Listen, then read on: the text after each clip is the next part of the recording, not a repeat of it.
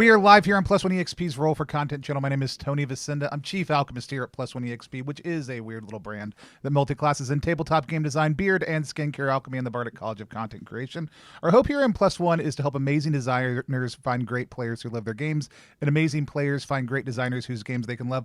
We do that in a lot of different ways, but the most fun way is to sit down with those designers and some other amazing people and play those games. That's what we're going to be doing today, tomorrow, and the Saturday and Sunday of next weekend, a 4-part actual play of Stonetop, a game that is about to hit U.S. shores, that people have been excited about for a long time, and is finally getting out into folks' hands. We're going to be playing with the creator, Jeremy. Super excited to sit down and play today with everyone. We've already done a session 0. If we did not do that live, you can go over and watch it on our YouTube channel, learn more about the character creation process, the setting building, all that stuff. We've also had a safety conversation already, which is normally something we do at the top of the stream, but we're going to cruise right through and straight into play. But first, I'm going to hand things over to Jeremy. Jeremy, why don't you tell people who you are, what you do, and a little bit more about Stonetop before we get started? Sure. Hi, I'm Jeremy. I am the designer of Stonetop. I mean, day job, I'm a software instructor and instructional designer, but yeah, mostly I gaming wise, people will probably know me now mostly from this. And yeah, so Stonetop is a Powered by the Apocalypse game, descended from the Dungeon World kind of family of games, but it is a hearth fantasy role-playing game set in an Iron Age that never was, where the player characters are the heroes, the local heroes of a small isolated village, and they go on adventures to protect their village and seek out opportunities for it, and generally try and make it a better place. So that's the game. Love it. I'm super excited to dive in. Let's meet our other players. We'll do character introductions as Jeremy directs us during play. Let's start with Darby. Why don't you tell people who you are, what you do, and if you want to be found online, where they can find you. Hello. Hi, my name is Darby. I'm a TTRPG performer, game designer, producer, awesome all-around menace on the internet. You can find me as Chaotic Darby on the internet. Awesome. Let's go to Nathan next. Hello. I am your androgynous android late-night DJ, Nathan Blades, a tabletop RPG designer, streamer, voice actor, and general internet ne'er-do-well. You can find me around on the internet as the Neon Caster, or if you want to see more actual play stuff by me, I play Gotrinus Kanakana on Decolonized Dungeon. It's a delight to be here. Awesome. Super excited to have you with us also, too. And then let's round out our cast. We've got Val. Hi everyone, I'm Valiant Dorian. I use he him his pronouns. You can find me all across the internet at Valiant Dorian or Otso Spirit Bear. Please enjoy that lovely treasure hunt I just set you on. And I'm really excited to be here. Let's get going. Awesome. We've got a bunch of people on watching already. Tell us where you're watching from. If you've already played Stonetop, what your favorite playbook or moment of play is in the chat. If you haven't, why you're excited about it. Everything we do here on Plus One is designed to help show the bones of the game. So while we're excited to get super into roleplay, we will be asking questions, talking about how the game plays. If you have questions in chat about anything that's happening on screen, feel free to ask it in the chat, and I'll bring it up at an appropriate time as we have breaks and stuff. So other than that, Jeremy, I'm going to hand things over to you to take us into play. Sure. I actually did want to just touch briefly on a couple of the content things before we dive in. Yeah. So I'm not going to post it like on live, but I did send the message to the group of what our established content guidelines are. 2 things specifically I just want to check in on. 1, under special handling, flirting romance, discuss who's proactively open to this and from whom. So there's a couple of threads already established. Val, we know that Karna is flirting, will they, won't they, with the publican, Dai. Yes. Do you have any, are you okay playing that out on screen? Okay, absolutely. Cool. All right. And Vasile, Tony, Vasile is part of a polycule that seems to be established as a family and a loving family. So correct. I'm not planning on doing anything steamy with that, but just sort of moments of affection between. Yeah. Okay, that's all cool. And then Nathan and Darby, I don't have anything immediately planned with that, but Mhm. like I can see where it could come up. Is that something that you guys are cool with? Sure. I tend not to really do romance and streamed APs. That's an off-air thing for me only. But yeah, I'm not going to be gunning for any kind of like on-camera romance with my character. Okay, cool. So I will avoid that. Darby, I saw a thumbs up from you. Yeah, hit me with anything. All right. Okay. And then the other thing is I just want to establish like there is going to be children. There is already in our backstory children in peril all over the place. And one of the details that I was planning on including was like dealing with a parent or a grandparent that's going through dementia and having that be something that is on screen. So like if I just want to check in proactively, is that everyone cool with that? Yeah, I'll be okay with that. Okay, cool. All right. Yeah. Aside from that, just I guess for structure reasons, since Tony, you said like you like to talk about like what's happening in the game. We've already created characters. We did a whole session 0 following a procedure where we establish how the PCs are tied into the village of Stonetop. We established between that and the Q&A afterwards, like on the Discord chat, we are at, I believe, 25 established NPCs. About Just a few. A third of whom are missing or dead. So there's a lot of baggage already and a lot of grief and loss kind of built into these characters, but there's also a lot of stuff tied in here. So the game of Stonetop then gives the GM some procedures and some guidance on how to take all of that material and turn it into a first adventure. And the first adventure kind of has a structure, and that structure is start in town, get a snip of daily life, and then we'll be dropping the hook. And the hook will then be like the inciting event on the adventure. So like a good chunk of today, I am guessing, is going to involve just seeing the characters at home or seeing the characters, in their world, and before we disrupt everything with the adventure. So with that in mind, I like to start these off with a series of sort of setup questions. But even before we do that, can you guys just go around and give us the quick introduction to your character? Yeah. Nathan, why don't we have you lead that off? Because I know you, we talked about this beforehand, but you've got yours as nailed down, I think, as anybody does. Yeah, sure. So I'll be playing Morkent Chambers, him. He is the village judge, one of the many different types of, I guess, classes or archetypes that's available in this game. He's here to help keep the peace and fight against chaos, both literal and metaphorical, in Stonetop.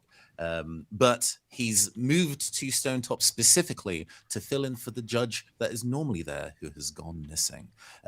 He loves this place. He loves the community here terribly. He really loves his job, but he also really misses the town that he was from before. So he's having a bit of a trouble integrating. But he's open and willing to work with everybody, and really wants to see everyone smile.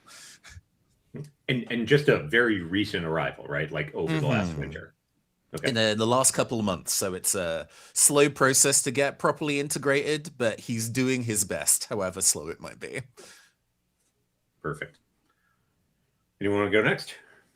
I can go next. So Vassal has a reputation as being the greatest hunter in a generation. I oftentimes disappear out into the woods for weeks at a time with my pack of beasts. So I have a animal companion who is a feathered drake named Toto, who's also the head of my pack of dogs, also too, who all have names that are essentially some OO variant, and definitely look like they are generationally related to each other.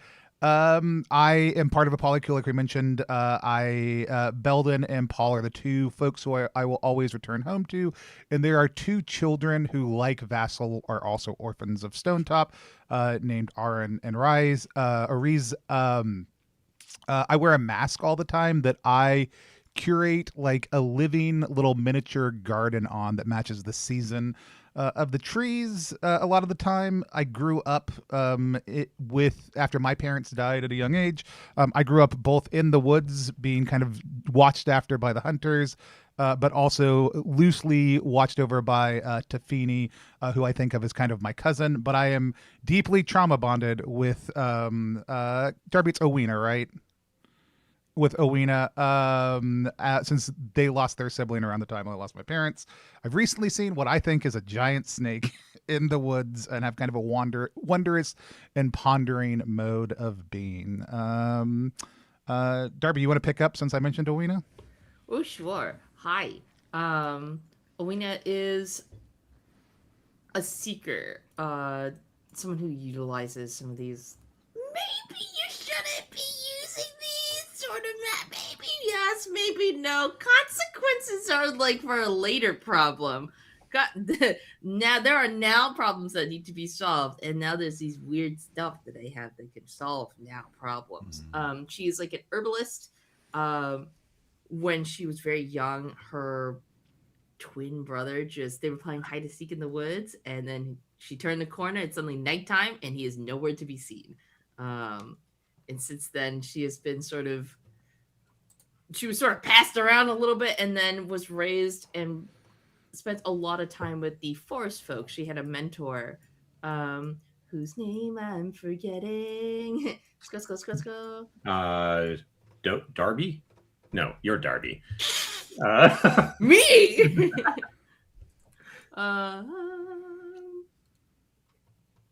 Dobry. Okay. Dobry. I was close. You're close. That makes sense. That does track. Dobry, who sort of helped raise her and taught her all these things that she knew. She knows about herb lore, taught her to read and write. That she was very attached to, and then suddenly this person is no longer there, which she's not freaking out about at all.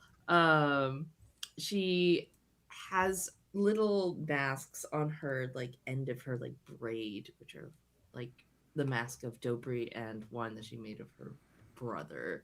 They're attached to her little braid there. So yes.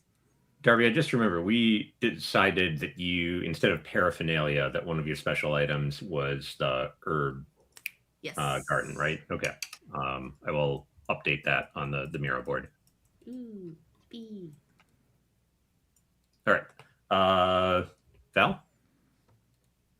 Alrighty, so I'll be playing Karna Hilliarson, who is originally from South. That's all we need to know. He's from South. And during his time South, he had found the god of light known as Helior. And after a personal tragedy, and through his sort of exploration of faith and finding this new faith, was called upon by the previous light bearer of Stonetop to come on over and find guidance. And our friend has arrived. I forgot the timeline. I think it was less than a year, right? That we've decided for Karna, last summer. approximately less. Yeah, last summer. Last summer. And he arrived to realize that there wasn't the light bearer that was supposed to be here to perhaps guide him, mentor him, is not here. So they're on their own with the sister in waiting, instead trying to find their place here on Stonetop by being as zealously helpful and present for the people of Stonetop as possible. Maybe he needs to not spend so much time trying to prove themselves, but we will see how that goes. And to be clear, when you got here, you learned that not only was the light bearer not here, the light bearer hadn't been around for 20 to 30 years. Yeah, she vanished the light bearer mysteriously vanished, a legendary light bearer, and Karna got apparently communication from her, and then arrived to realize that she had not been around for a very, very long time.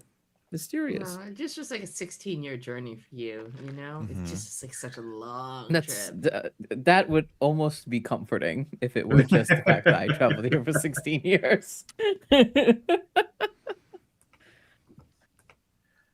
All right. Okay. So that is our PCs. So, like I said, I'd like to kind of kick things off with a round of setup questions. And actually, the first one that I'm going to do is a full-blown love letter. So, for those of you that are not familiar with this conceit from PBTA games, it's where the GM writes basically a custom move directed at one of the players to establish some stuff in the past. And Darby, this is specifically for Owena. Hell yeah. Love letter. Threw it in the in the Discord chat. Mhm. So take a second and read through it. In the meantime, I'm also going to throw the first round of questions that I intend to ask to Vasil and Morkant and Karna in the chat, so you guys can read those and think about them while Darby is reading hers. Darby's face reading through this is so funny. Yeah, I am going to ask you to read that out loud. Oh, okay. Oh. Like, Mhm. feel free to like give it a read first, but Yeah. Oh. Okay. Darby, I love you. I'm having such a great time. I love handouts. For GMing stuff. Okay. you picked the right class. Yay! I love. Yes, give it a little. Yippee! Dear Owena, you've never stopped searching for Owain because you know that something out there took him. You just know it. Just like something took Dobry, your mentor, and the rest of the forest folk. Just like something seems to have taken Kasser, the judge. Mhm. The Fae are the obvious culprits. Everyone knows a story or two about them whisking mortals away. But you know they aren't just stories. You've met some of them, faced them down even. And you were clever enough, or lucky enough, to come away mostly unscathed. Roll plus int, please, to see how clever and lucky you've been! Okay. Okay, thank God I'm smart.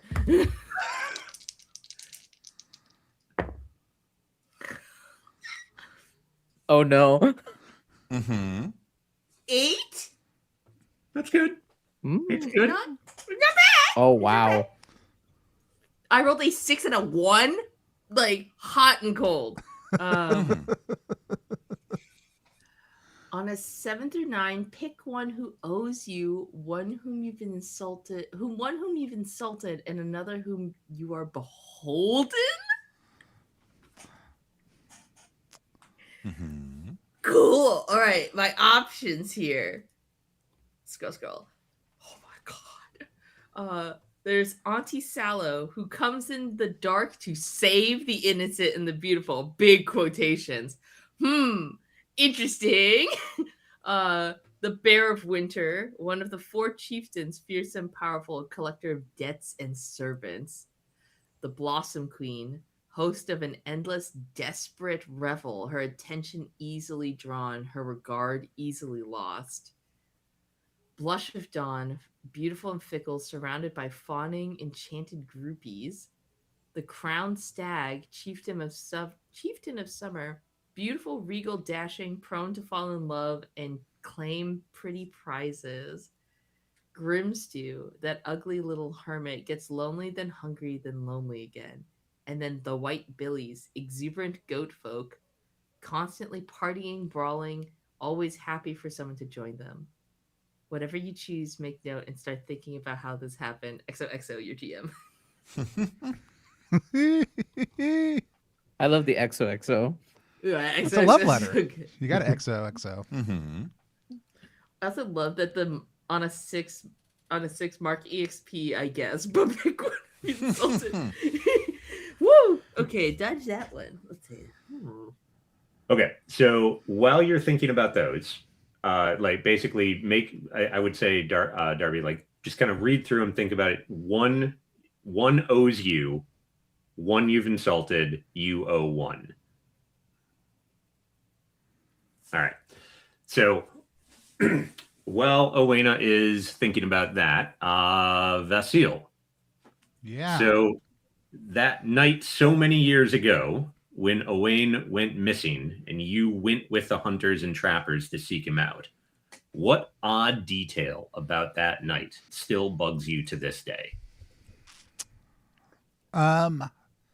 So when we went out looking, there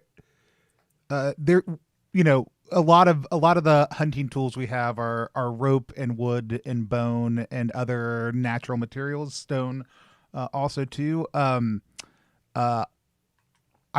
There was a moment when we got out deep in the woods, near where the last place we had saw Owain.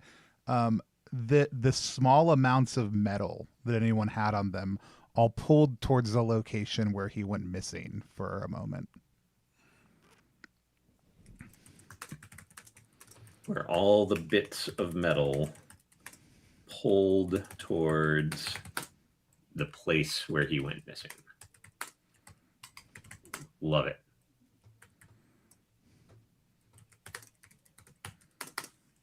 All right. And of course, nobody like ever specifically like figured out what that was about, right? No. Like everyone's got their own opinions or their own hunches. Lots of people just think it was our imagination. Like, yeah, like that didn't happen. Yeah. Oh, your imaginations. Okay. Yeah. All right, cool.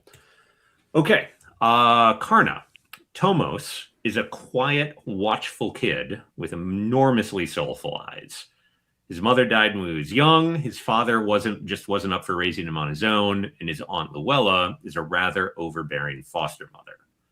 Yet something about this child's soul strikes you as truly beautiful. What is it, and how did you come to see it? I think that this child is in their watchfulness, in his watchfulness, is extremely observant and has great courage in pointing it out. And I think that's what Karna finds so beautiful, is this sort of like matter of fact, surgically insightful bit of this child for being a child, right? And being able to carry it with such grace and almost elegance. And I think Karna saw this in a conversation. I think that's how Karna noticed a lot about Tomos's watchfulness and soulfulness, is having a casual conversation about the village and hearing Tomos. Ooh, I know a fun one. Tomos very, very acutely and correctly stated that, in a very matter of fact way, that Karna cares deeply about Dai, the tavern keep that we spoke about. And it's just like, oh, you like hanging out with him, don't you? Mm-hmm. You'd spend more time with him if you want. You'd spend more time with him if you allow yourself to. And I think that was the moment that Karna realized that this child is not only observant, but keenly observant to everything that goes around. Nice. I'm sorry, is Dai a he, him? I'm double checking what pronouns I gave Dai. This is a great question. Oh. Let's see. What pronouns did I give you? What pronouns did I give you, friend? I think you gave me guy she, on her this hill. originally. Oh. I did not give pronouns. Oh, okay. Let's go he, him. Sure. Let's go. Okay. All right. Would you mind updating that on that relationship tracker? Yes. Okay. Yeah, cool. yeah. I got you. Okay.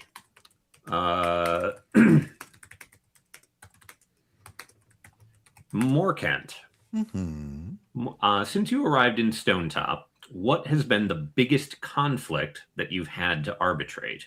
and who's still a little bit salty about it, and why? So, there are you're going to have to kind of deep lore fact check me. Sure. Is it beer that Stonetop is good at making, or is it whiskey? Whiskey. Thank you. There are two whiskey brewers who have been in a bit of a rivalry for a while, and one was sneaking into the other place's place of work and diluting their whiskey as a bid to cement themselves as the better whiskey maker. Morkan went through the process of doing the detective work to not only find who did it, but how. And now that has come to light, reputations have been ruined. It was really, really good whiskey that this sabotager was making. But now that they're a known sabotager, nobody's buying their stuff anymore. So I love this. Just the one thing that I want to... it's a very difficult mental shift to be aware of. We speak about buying, right? Yeah. Like in money and business. And think about it more as it is a craft that someone is practicing, and they make a thing that they then trade and share with their neighbors as a way to, like, you know, like as a return for a favor, or as an expression of gratitude, but also just, you know, as a like. I get it. It's I no guess one's just drinking. terminology. Slight of tongue, but it's an No easy enough shift to capitalism, make. baby. Ultimately, nobody's particularly interested in their whiskey anymore, even though they know it's good, because he's a liar. Yeah, and well, I mean, I to think sabotage other people. And that's got to be the bigger thing, right? It's like an honor society and a trust society, and having someone like who's been called out as you cheated, like you, wow. All right. I would like you at some point to pick a name for yes, the liar. Do. We have a list of setting appropriate Liar's names whiskey. handy. So we will summon those from the ether. Give me a second. Honestly, great name for whiskey.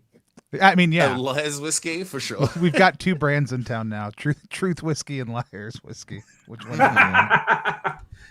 It's if you drink enough whiskey, it sure makes you tell the truth. Very good. It is a beef between Heffen, whose whiskey was diluted, and Ilari, who was diluting the whiskey. All right. Cool. So I assume that Ilari is certainly a bit salty still. Okay. They thought they could get away with it, and this new guy has shown up in town and has immediately ruined his life forever. So he's Okay, cool. All right, Owena, have you made your choices? Yeah. All right, what do we got? Okay, so the Crown Stag owes me a favor. I am beholden to the Blossom Queen, and I've insulted the Blush of Dawn. Love it. Yay! Okay. All right. And just, you know, obviously you also now have a list of names of Fae that you are reasonably certain exist. So feel free to riff on that or ask about them or what have you. Yeah, Inti Sala seems really interesting for reasons that I don't know. It comes in the dark to save innocent and beautiful, like maybe small children who might be playing in the woods. I don't know. It's so easy. And did I get this right? You are beholden to the Blossom Queen? Yes. Okay. All right. So Owena is beholden to her. I think it's really funny to have somebody who's very grounded, let's say, being beholden to someone who's super fickle and is like, do this thing. No, I don't care. Yep. Okay, cool. Vesil, a couple of, just another shorter, hopefully, round of questions. Yeah. Vesil, the twins and Tomos are nearly the same age, and they are thick as thieves. Where in the Great Wood do they sometimes sneak off to play despite all your admonishments? Oh, I know I could just make up a place, but I think one of my points of interest was the bear caves, which seems like a horrible place for kids to be, but seems like I don't think they're playing in the bear caves, let's be clear, but I think this is how close can we get to the bear caves, constant push and pull between the three of them. Got it. Nice. Near the bear caves, daring each other to get closer. All right. Karna, when you arrived last summer, Yorath, the previous clerk of Aratus. So the clerks are basically the more like they're equals to the judges, but they are they don't arbitrate and they aren't called on to like face chaos directly. They are more the keepers of the archives and the keeper of lore. Okay.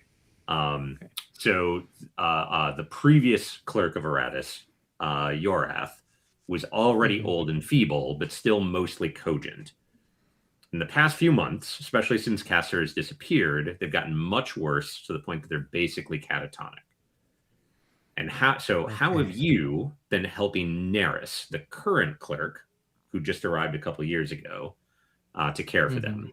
And how has the strain been affecting Neris? I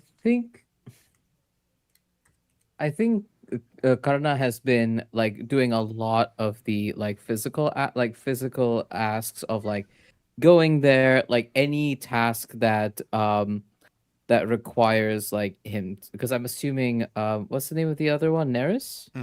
Neris is the younger one, yeah, that Neris is perhaps already overworked and overburdened with a bunch of other things. That what's happening now is that Karn is just like stepping in any task that he can do in terms of the caring of this person he's taking on. And I think also there on a spiritual aspect, I think Karn has been trying to keep not just like Neris's hopes up, but also trying to keep like our catatonic clerk's spirits up. Yeah, I know he's catatonic, but he's trying regardless to try and keep spirits up, not just among the two of them, but in the domicile, in the spaces that they occupy.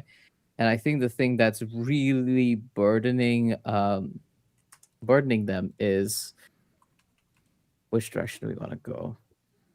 I think it's just too much. And I think ultimately Karn's sort of like bright ray of light of hope is just not helping. I think that's what it's coming down to right now. So it's almost like the too hurt and overwhelmed to like benefit from or like to receive the gift that you're offering. Yeah, and I think it's also like perhaps this is not how the gift should be offered. Right? Perhaps they do need hope and they do need like support, but the way that Karn is going about it is maybe not what they want, and they're too tired and pulled at the seams to be able to like communicate and vocalize and even think of what that actually looks like. Sure. Yeah. And Karn doesn't have the experience to know that that's something he should be asking. I have totally been seeing this, like the you're being cheerful and like hopeful and be strong. Yeah. You know, and like what she probably needs is to just like break down and cry for a good day. Okay. Got it. Too much for Neris doesn't need or want cheer, needs help. And yeah. Okay. Morken, before you arrived in Stonetop, it had been nearly 2 years since you had seen your best friend Neris. And now that you've been reunited and under such stressful circumstances, In what way has she impressed you and made you proud of her? And in what way has she come up short?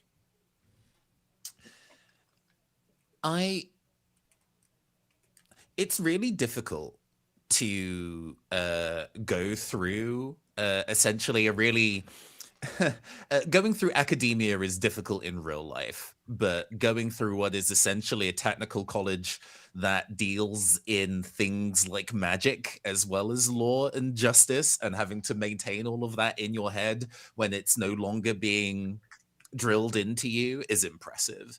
I think the way that Neris has managed to kind of keep on top of her clerk duties and information while having to resume normal life and normal responsibilities is genuinely really impressive. I think Morkant was dog tired after completing training for being a judge, and Daenerys really just kind of went back to it. On the other side of things, though, she was pretty prone to being forgetful about things that she thought didn't matter before, and it's kind of worse now. She's not really good at taking care of herself in that kind of way. She's so busy doing all sorts of other bits and pieces, looking after herself and keeping herself in the respectable qualities of a judge is something that she stopped caring about, or is not as good at keeping. And that is a shame on many different levels. Got it. So, like, her home is probably a bit of a mess unless Karna is there to, like, clean it up. And she won't look after herself unless somebody is actually kind of prodding her to do it. Yeah. And that could even be whatever rituals or ministrations that clerks need to do, and not just, I need to remember to eat on time. Okay. Got it. Okay. So that kind of plays into that forgetful, absent-minded trait that we've been establishing earlier. Okay. Perfect. Cool. And then, Owen, I have one last question for you. This big poison-dripping snake that Vasil and the hunters have been worried about, why do you think it's looking for you specifically? And why haven't you told anyone that? Wow! What an incredible question! Ooh! Who did I piss off again? What is her name? I will point out a couple of things, like, you violated the Red Grove. You did, you routinely go plunging into ruins and caves and whatnot that are, out in the woods and potentially dangerous. That's where you get your sword. And apparently you fuck around with Faye. So, you got all sorts of opportunities. Laundry list of reasons why me in particular.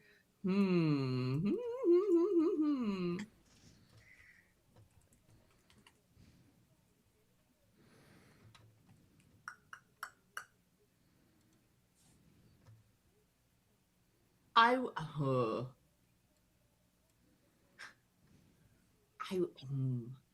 wonder if it's. I suspect it's from the blush of dawn, just sending something to like muck about. It's like, I feel like when has thought she's seen it, she's seen like beautiful sort of shimmering scales, and so suspecting that it might be perhaps somebody who likes being surrounded by beautiful fawning people. Sending something really. Oh, no, was it the Blossom Queen? Beholden the Blossom, insulted blush dawn. Yes, blush of dawn, sending something my way. Okay, so there's like the timing between when you like insulted her kind of line up when this thing showed up. Yeah, or if not lined up, also just knowing her attention cycle comes and goes, and being like, it's about time when she's getting pissed off again. I see. Okay. Sent against her seems like something she'd do. And timing lines up. Okay. Okay, that is an interesting one. All right. Does anybody have any questions for anybody else before we start doing some scenes? No, good to go, baby. We're good to Okay. go. All No right. problems here. So it is spring in Stonetop. It is a chilly but not too bad morning. It's early morning, like the sun is just coming up over the horizon. There are thick gray clouds to the south and a breeze. The weather here tends to flow up from the south rather than coming east to west. But there's that kind of like chill breeze and the big heavy clouds on the southern horizon that you all kind of recognize as like that probably means it's going to rain later today. The snows have mostly melted. There's still those like kind of clumps of snow that you find in the north side of buildings where they're never quite out of shadows. The village is just sort of starting to wake up. You kind of hear the cocks have crowed a number of times. There's a little bit of bustle of people making their way to the cistern to get water for the morning meals. But generally, it's still fairly quiet. And we find Morkent in the aviary attached to. Is the aviary like attached to the Chronicle building in your house? Like, Ooh, good question. I think it would be considered the same space, but it is a separate little outbuilding to the side. Mostly because it's noisy. So if it would be directly next to the building, sleeping would probably be impossible. But yes, we see Morkant in the general vestments of judges, but with this big, bulky leather glove that like falconers in the modern day would wear for our tiny little. They are dinosaurs, but they have a dedicated name. Could you remind me? Drakes. Thank you. These tiny little drakes, Gotcha. capable of delivering letters. Messenger drakes, we'll call them. Mm-hmm.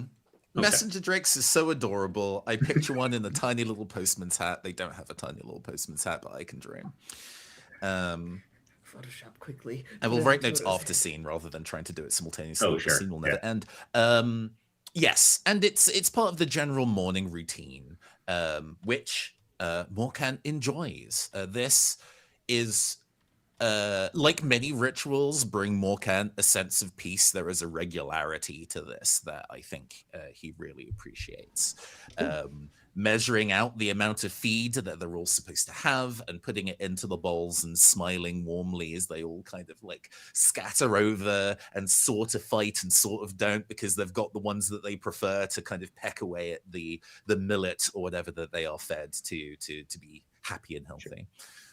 There's a big one, like kind of just big thumpy one that is just like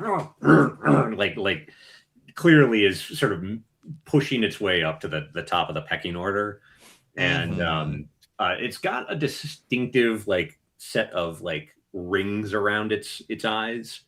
What do you call it? Ooh, this one is it's Arrowhead, I think. Arrowhead is probably because they have a very flinty expression, you understand.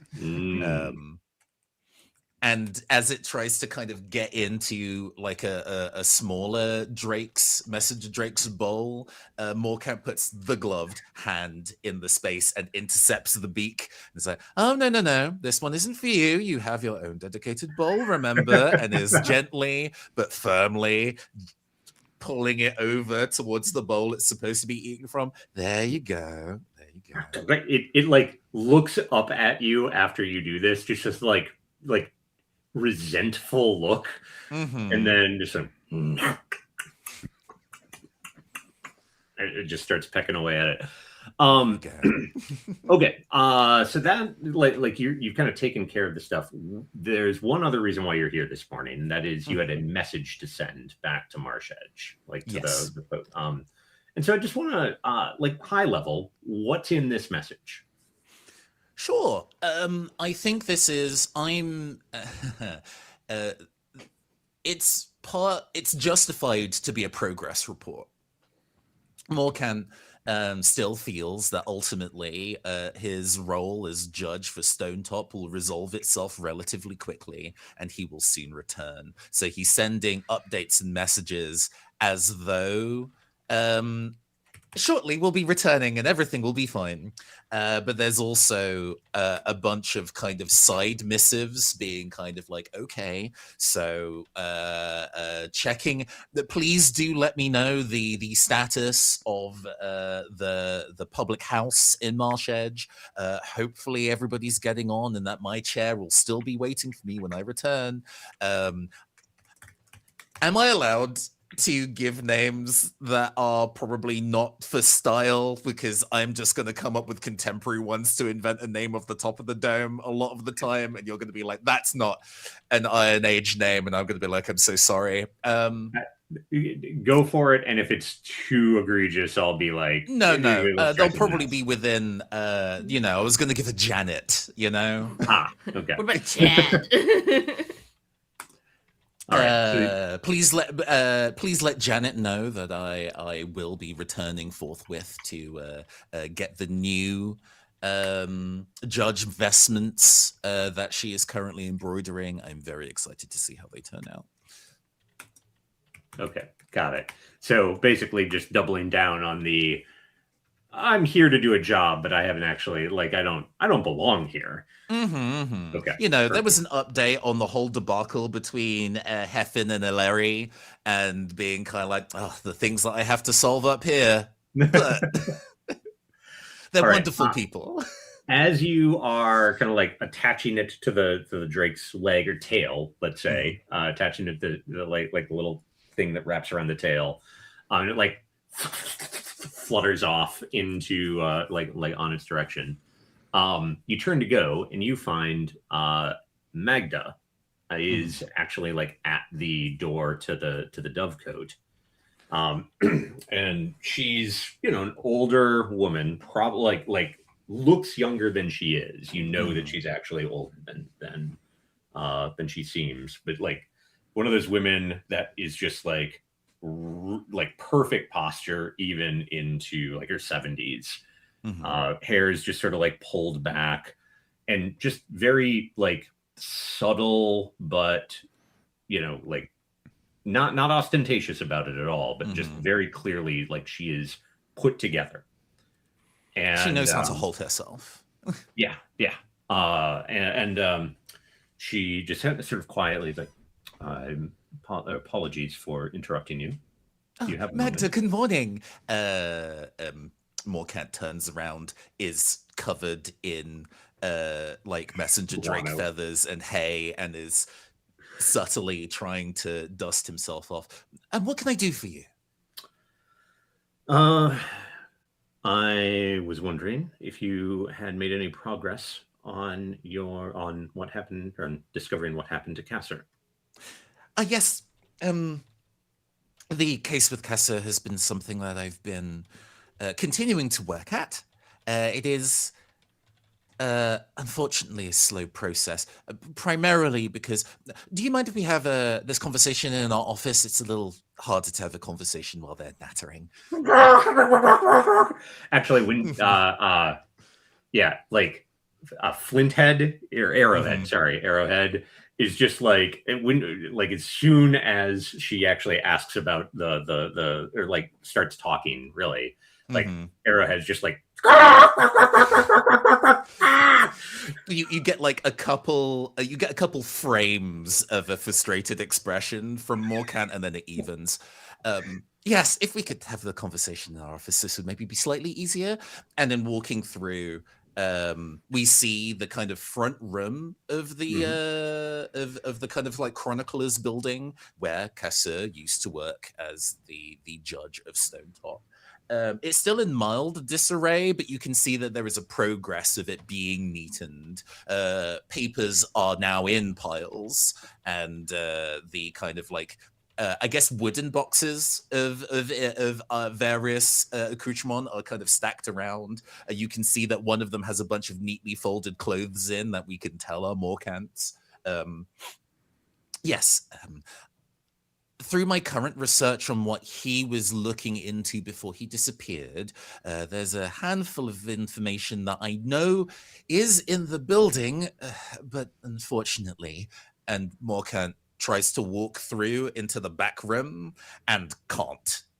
Are there doors at this particular kind of like tech level or building design? So that's always an interesting question. I don't know that like any of you saw that little bit in Quinn's thing. It's like, this is a time before doors. That's why I asked. I mean, like there probably are doors, right? But they are not common. Like I suspect that like the public house has a door, but most people's homes would probably be like furs and textiles and whatnot, just sort of like draped over the opening. Love that, which makes it then doubly strange that the Chronicler's building has an internal door. Yeah. The door to the external is furs like everything else, but this is an actual internal door with hinges. And he puts his hand on the door and tries to push, and you can see that his face is concentrated in that he's straining to do it, and the door is not moving. Unfortunately, I'm quite certain that there will be additional information in there that I currently can't access. And Magda, like, is kind of like standing properly in the center of the area, or like of your office area, or politely standing, and she kind of like cocks ahead. Neris is not in yet. Neris has currently decided that she needed to stay alongside Yorath yesterday evening. He broke out in sweats, so she wanted to make sure that he was comfortable through the night. Her face like kind of frowns a little, like in a difficult situation. May I? And she like heads to the door herself, and like. There is a small sigh, but of course, and he steps aside. All right, and she opens, like she just sort of like pushes the door in, and it slips open for her, and she looks at you a little bit. It's just like the faintest eyebrow raise, and then she gives you a moment to stop her from going in. Well. Don't worry. As a long-time resident of Stonetop, of course, you'd be able to step in here.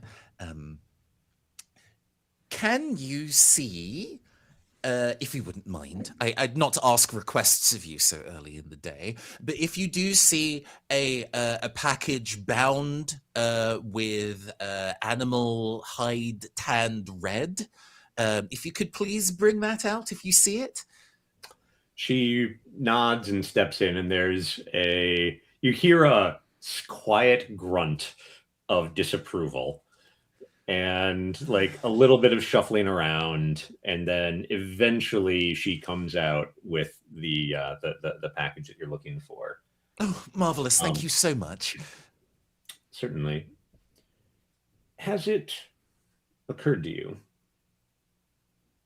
that Neris would have been the only other person here the night that Casser disappeared?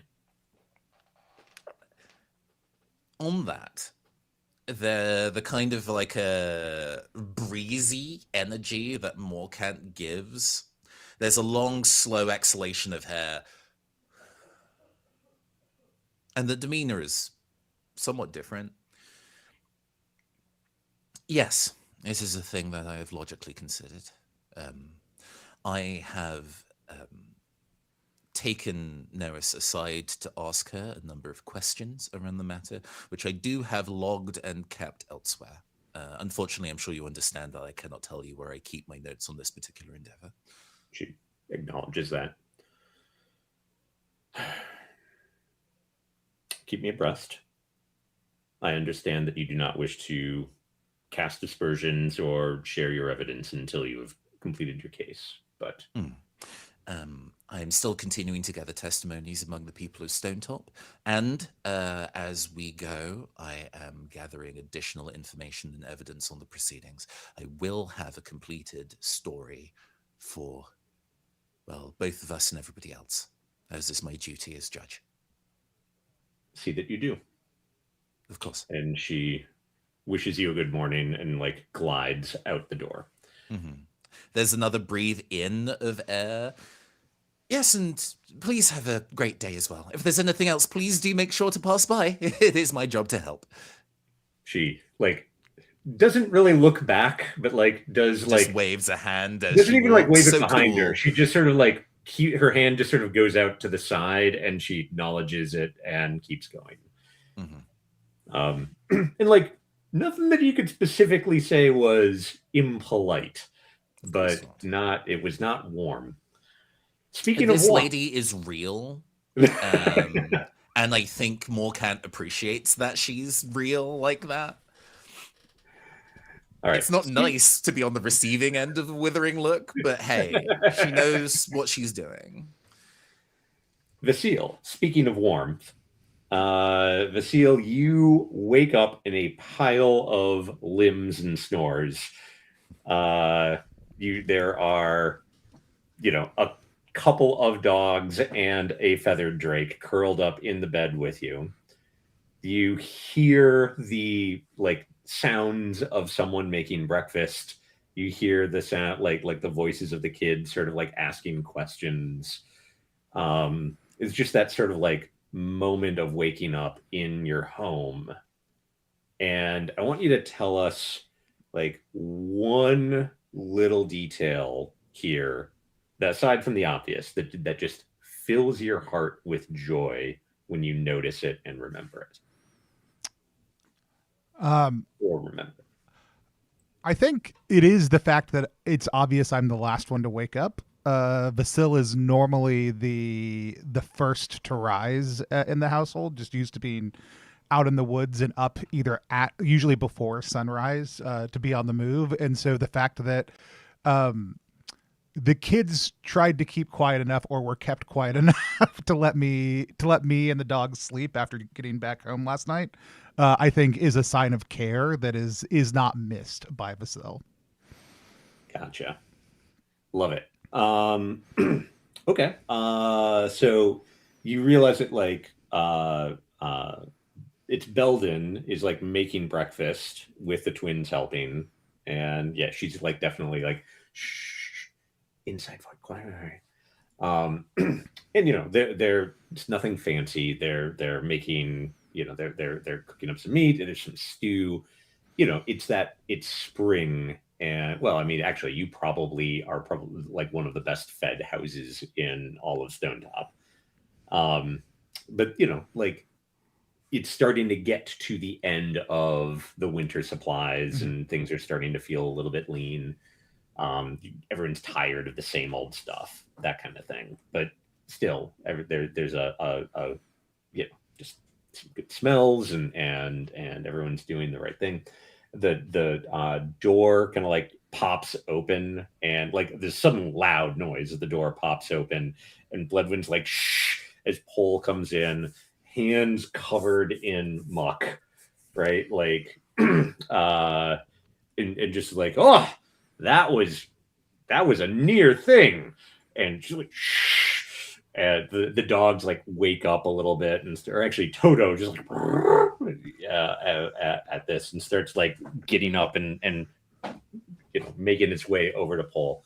And it becomes clear Pole just like came back from kidding a lamb, and it is talking about it and like being hushed about it. Starts cleaning up that whole kind of situation. So, do you get up? Are you sleeping? Are you going to keep sleeping? No, I get up. I mean, like I'm Vassal's immediately interested in how is the kidding? I'm not going to go into too much detail, Yeah. but like, it was difficult, but it came out okay in the end. Excuse me. They're expecting to be like fine cat. I don't know the right words for this. Fine sheep. They will be fine sheep and a great addition to the herd, et cetera, et cetera. The conversation though kind of switches though, and Paul is like, actually Paul looks you in the eye and is like, remember, tonight is the celebration. So I was watching the recordings of the I wasn't watching them. My friend was watching them and told me that when I went to the bathroom, you guys decided that there were regular drag nights at the public house. We did talk about that while you were in All right, tonight is one, right? Who ratted us out? Come on, bro. Let's go. And I'm not I don't necessarily want to frame it as a drag show per se, but I think that there is it's open mic night. Yeah, it's like a night where common. people get together and sing, and there's a tradition of dressing up and putting on characters, and just like basically everyone getting together once every week or so and having this kind of celebration. And tonight's the night, and Paul is performing, and is specifically looking at you being like, and you will be in town for this tonight, right? I made sure I was back so that I could be there. Nods and slaps you on the shoulder. And then Bloodwind starts teasing him about whatchamacallit, cleaning up in time and making sure that he's giving himself time to be presentable, all of that stuff. And while that's happening, Tomos shows up at the door, and basically has a little bit of breakfast with everybody. And question: do you wear your mask at home? No. It typically goes off when I get home and stays off. It's not like I take it off at the door immediately or anything like that, but usually after I have gotten home and put everything away, it gets stowed near the door until I go out. Gotcha. Okay. So Tomos comes in and kind of quietly comes in, and for you're the first one to notice him, of course.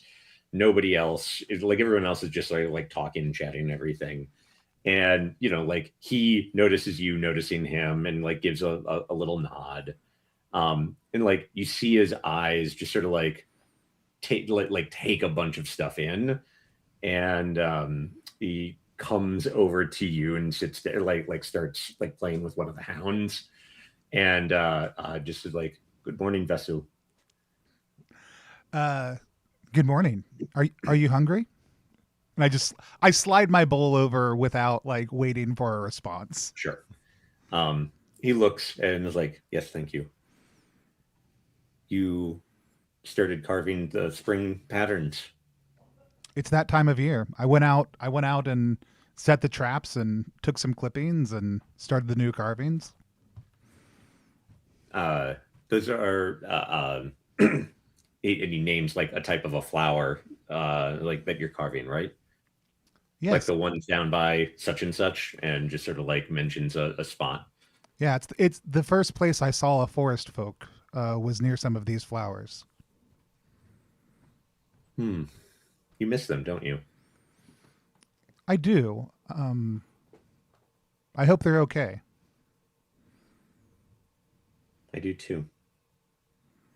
And then the kids, the twins, Thomas, suddenly there's this little scramble of children, and a few more domestic scenes, and then the kids run out the to go play down by the stream, and Bledden's don't you go any further than such and such, and be back by blah, as they go.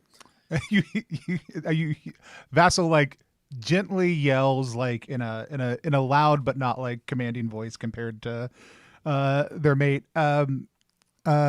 they'll be waking up soon. Like, just as I know what you're doing, but I'm not going to stop you statement. Like, I know they're going beyond the stream, but there's no reason to make anyone else anxious. Sure. And actually, like, as you say that, Tomos like looks back over his shoulder, and like his eyes get a little big as you say that, and then there's like a little grin, and he runs off after the twins. You're not sure that had the desired effect. I didn't expect it to. All right. Okay. So that is Vasil. Let's see here. Owena, you have been following Tomos this morning. So you like are basically spying on your friend Vasil's house and watching Tomos as he like, you know, he and the kids like run out into like down the switchback path and into the forest. But you know, and as nice as this is, what about like watching Vasil's home like this? What makes you feel a little melancholy? I mean, it's watching like a happy family life, something that Owena only remembers a little bit from before Owain disappeared, and then kind of lost again when the forest folk disappeared again. Like, she sort of had that twice, and it has been taken for her twice. So she's happy for Vasil. She is very happy that they have this like thriving and lively home. It's like watching these twins run around and play. It's like seeing how these kids interact with each other, them making food for each other and like giving each other food, and then watching them scramble off into the woods. It's very what she had been like but could no longer have. Is there a reason that you don't go there yourself?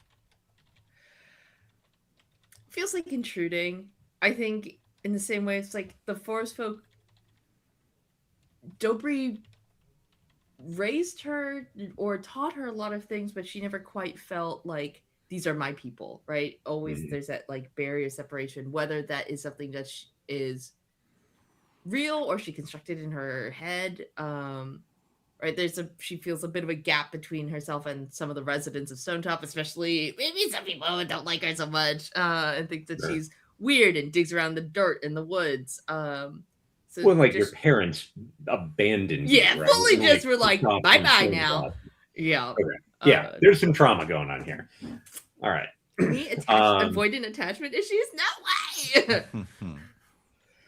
All right. So while that is like I think maybe you're thinking that you'll go and follow the kids just to keep an eye on them, but like as you are making your way towards the switchback, you hear a voice coming from like up that switchback path, yelling after the kids, like, "Don't you go any back!" And you know, being very like stern, you know, the usual unreasonable parent shouting at children type of thing. You clearly recognize the voice. It's Luella, and as you kind of like glance down, she is on her way up from the stream.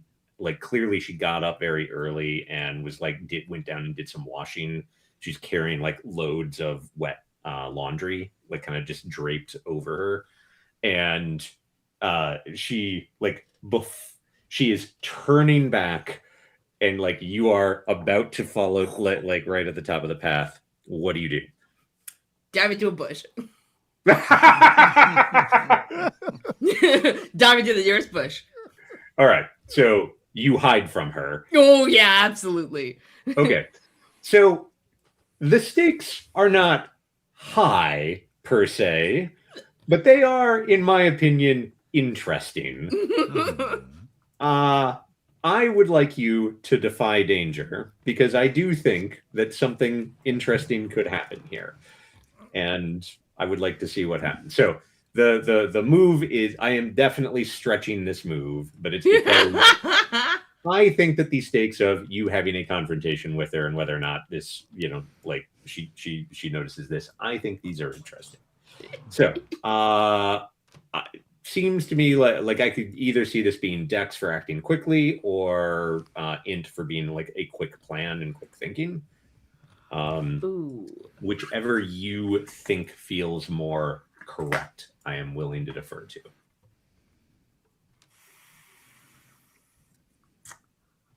No, here's the thing. Dex is where I have my -1. So it'd be so funny to do Dex because this seems like not a smart move. This is like a stupid panic move. That perhaps I'm like, oh, you got to be mining. No. You got to be mining for that experience on the move we've established is not high tension. True. All right. Okay. Cool.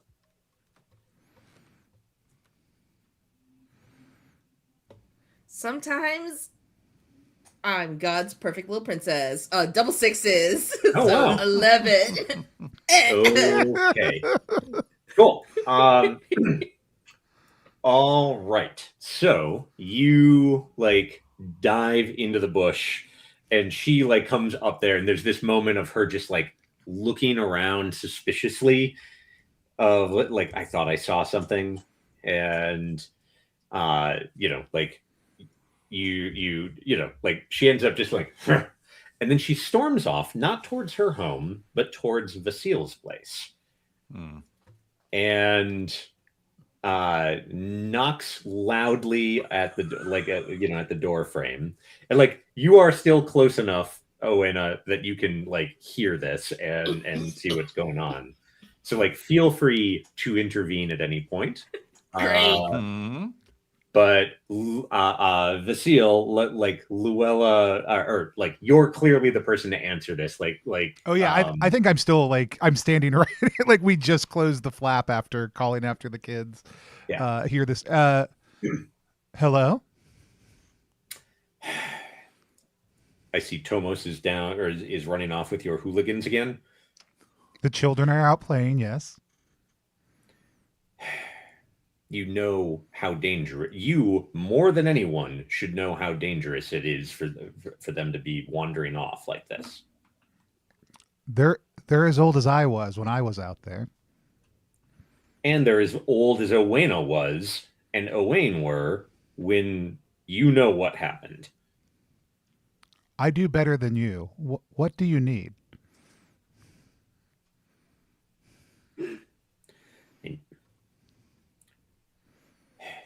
If anything happens to that boy, I hold you responsible for it. Letting those children run around like that. She just like huffs and starts to turn to go. Did you just come here for that information, or do you need something? I already told you what I need. Keep an eye on your children and keep them from being a bad influence on mine. And she huffs and walks back under the village. I mean, to be fair, like she clearly did not like come here just to do this. She was carrying her laundry up from the street. Oh no, I know. Yeah, I just that's more of the like colloquial. Like, are you okay? Fuck you want, lady. All right, Karen. Ma'am, this is an animal husbandry house. By the way, I like Vasile. I'm sort of assuming that your home is the one that's like closest to that switchback path. I marked it. I think I'm the third one in. Some of that was going off map vibes, honestly. Oh, perfect. Okay. Yep. Yeah, that the one that's like yes, it did make sense to be on that side near the Great Woods to be able to see things. One of them felt more like the type of pin that made more sense. Sure. But yeah. Okay. No, that's fine. So that is interesting. That means that like she actually had to stomp her way like past two houses to have this. Correct. Yeah. Like it is a normal place to go, but it is the one at the end of the little like offshoot of the street where you have to make that intentional choice. Gotcha. Okay. Cool. All right. So last scene, Karna. Yes. We find you at Neris's home. Mm, Right, like, again, early morning. You've like gotten up probably before the dawn, yes, of made your course. way Praise over the sun. there. So like, what is Neris's home like? It's chaos. It's absolute chaos. And I feel like Karna comes maybe every other day, not every day. And somehow it's still chaos between the fabrics being in disarray, utensils being everywhere, and um it just feels like chaos. The only place that has any semblance of control and relative peace is the one with, oh my goodness, I've forgotten his name already. Who is our ill friend Yorath. currently? Yorath. Yorath is Yorath's room. Hmm. It is that section of the house that is relatively upkept, mostly because out of necessity. Everything is grouped correctly. Any sort of like poultices and herbs are neatly stacked right by Orath. The um wraps and fabrics of blankets are tucked in as well as possible to keep them as comfortable as possible. And that's basically the state of their house. Got it. Chaos otherwise. Chaos, and then this like little alcove where Mm, Yorath's bed basically is, and yeah. like little room that you keep Yes. very clean and tidy. Okay. Yes. Um, excuse me. Uh, yeah. So I think you're like, Neris is sort of flitting about the house, waking up, trying to like make herself some food and just get ready for the day. Um, Mm, and like it's clearly like she thanks you for being there, but she has kind of like almost annoyed by it, right? About by you being there. Though like mm, being going when she remembers, she goes through the motions of being polite, just like, oh, so thank you for being here, and but then like of almost immediately, course. and then hummingbird attention, Of right? Just sort of like starts mm. working on something And else. and Karna replies warmly. He has this sort of like lightly melodious voice. He goes, "Yeah, yes, of course, of course. It's no trouble at all. At all." Uh The at all is as she's like yeah. already aware. Yeah. She's Okay. flitted about elsewhere. And Karna is just at this position of watching her flit about and is fiddling, I think, against the staff that he has now decided to put against the wall so that he can continue with the care and perhaps upkeep of not just Orath but also like some of the other like spots around the house. Like perhaps there's a table where like utensils, there's like a ton of like cooking utensils on it, bowls and such, and maybe food being prepared, and we see that Karn kind of like starts shifting things a little bit just so that it's not just utter chaos of dirt and debris, and sits by Orath and tucks in the fabrics a little bit and just thinks to themselves like, what am I? Light guide me. What is the path here? It feels like the light's not piercing through. What am I not doing? And What kind of like what must I do? not long after you sort of like have that little prayer, there's a like fit of coughing coming from back in your house area. Mm, Um, and like, which is actually a little unusual. Like he had not, or they had not to date been like coughing or hacking or responsive. yeah, they'd Yeah. largely just been like, just kind of zoned out. Um, Mm, and so like there's an actual like you suspect that something like maybe they're choking on something, whatever. I rush. Yeah. It passes pretty quickly, but there is a lucidity to Yorath's eyes that you hadn't seen in a while, or that really you don't remember since like autumn. Like Mm, cataracts are very bad, right? Like he can't, they yes. can't. Their vision is definitely bad, but there's like a looking about that you have not seen for a while. Mm, And then they start like asking, "Wait, who is who who who is?" Orath, my friend. It is good to see you. I'm Karn. I'm a light bearer of Stonetop. How are you feeling?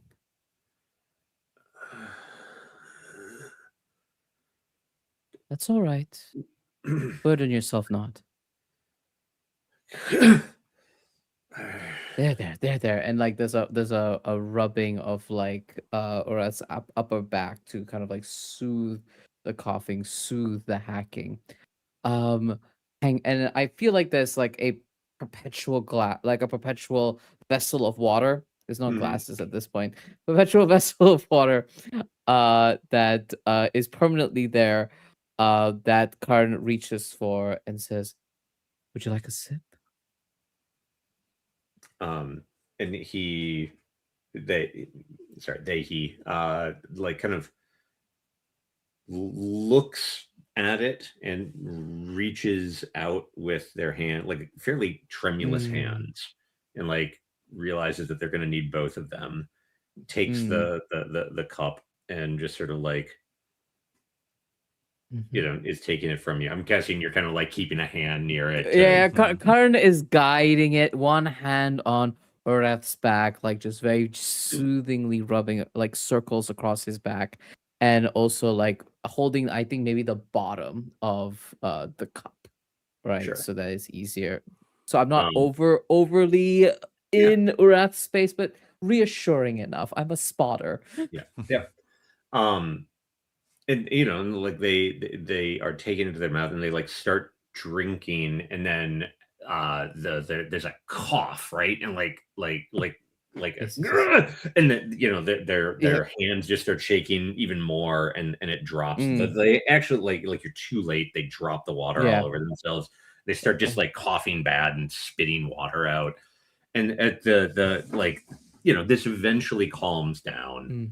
and they're left just sort of like hunched over themselves, wheezing at the effort. It's And okay. It's okay. there's just this disgusted look on their face, right? They're just Mm. uh and it's just like, this is not fair. Not Mm.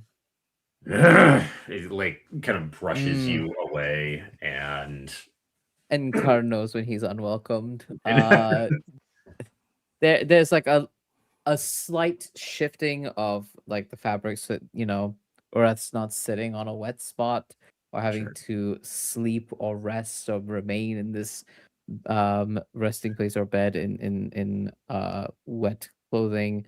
There was like a very quick dabbing and drying off, and Karn uh watches as Urath shoos them away. And Karna can't help but feel this twinge on the inside of his chest of why why am I why do I feel as lost? I am meant to hold light. How am I meant to hold light to others if I too am feeling like lost in this moment? How am I meant to be a beacon? And I think Karn kind of forces this sort of like light keep you. Please rest. If you need me, I'm just nearby. um I'm not suggesting that. Yeah, I'm not saying you should do this, but I am Mm, reminding you that you do yes. have some like things that you could actually deploy here if you wanted to. Ooh, I was thinking if I should. I was looking at him. I was looking at him and wondering if I shall do that. Mhm. Let's see. Is that? Let's see. Da-da-da. What can we do here? Yeah. That's not very helpful. I was like, well, I just want this one person to feel good. Let's see. All right, that is.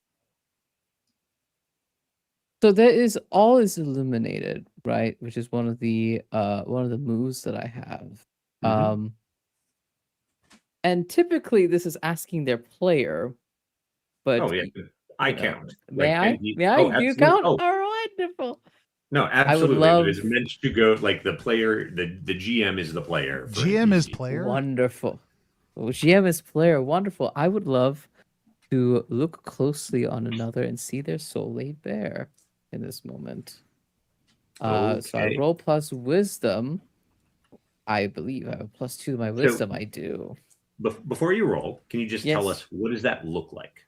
Like, what do we I see think as an audience? mm, I think as Karn moves, like because there was that brushing off, right? Mhm. And as Karn feels this sort of moment, he picks up the staff, holds it tightly in his hand, and leans down almost like a shepherd to his flock, right? They lean down and smile as warmly as possible.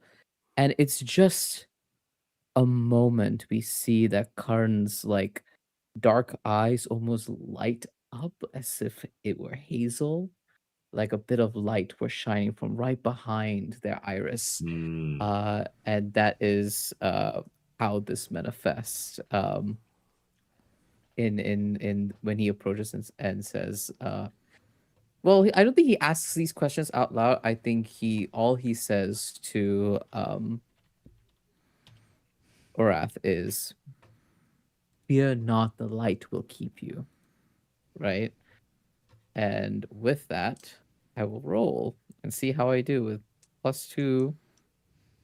Mm. Oh, very nice. That's so kind. I know how to count 11, 12, 13. Wow. Nice. Nice. Yippee. I get to ask one question from the list and also, and what would make them feel loved, beautiful, or worthy?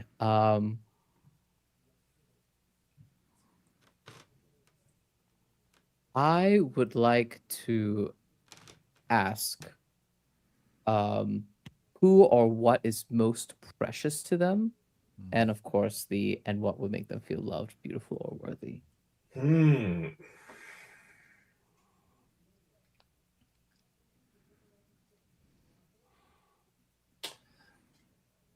I think like the what that is most precious to them is like so you sort of like see into their soul, right? Like you're seeing Mm, themselves, and I think you see them doing their job, their role, their position in the community, like that place of status, that job that they did for decades, mm, like probably over 50 years, right? That's who they were. yeah. And the fact that they like cannot do that job anymore is Mm, like that, yeah, like yeah. that, but that's the thing that they like miss and Mm, and are holding themselves up against. mm, And as far as like what would make them feel loved, beautiful, or worthy, like you don't know if it can be given, right? Or if they can have it. It's like being whole again, being able to do that job again, not shaking, not like having mm, to squint at everything. Um, yeah. Yeah. And I think there's a deep seated melancholy that sits in Karn for a moment seeing this, because this isn't I am not Helior.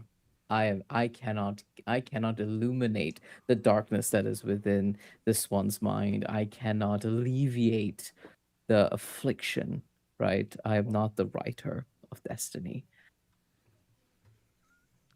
But, and I think this is where Karna latches onto the light and latches onto the hope, which is yes, they miss these things, but maybe I can give a modicum. If they cannot sit at a desk and write and contribute to their community in their job that they once held, if they are still feeling not whole and that they can't contribute because of their affliction, maybe all I need to do is to bring some semblance of that back, right? In not in its entirety. And I think we see that Karn like places a gentle hand on Orath's and says, there's so much I've yet to know of Stonetop. And I wish for you to have your rest, but I shall come to you more and seek your wisdom and guidance. I know you have much to give, even now, even when you doubt yourself.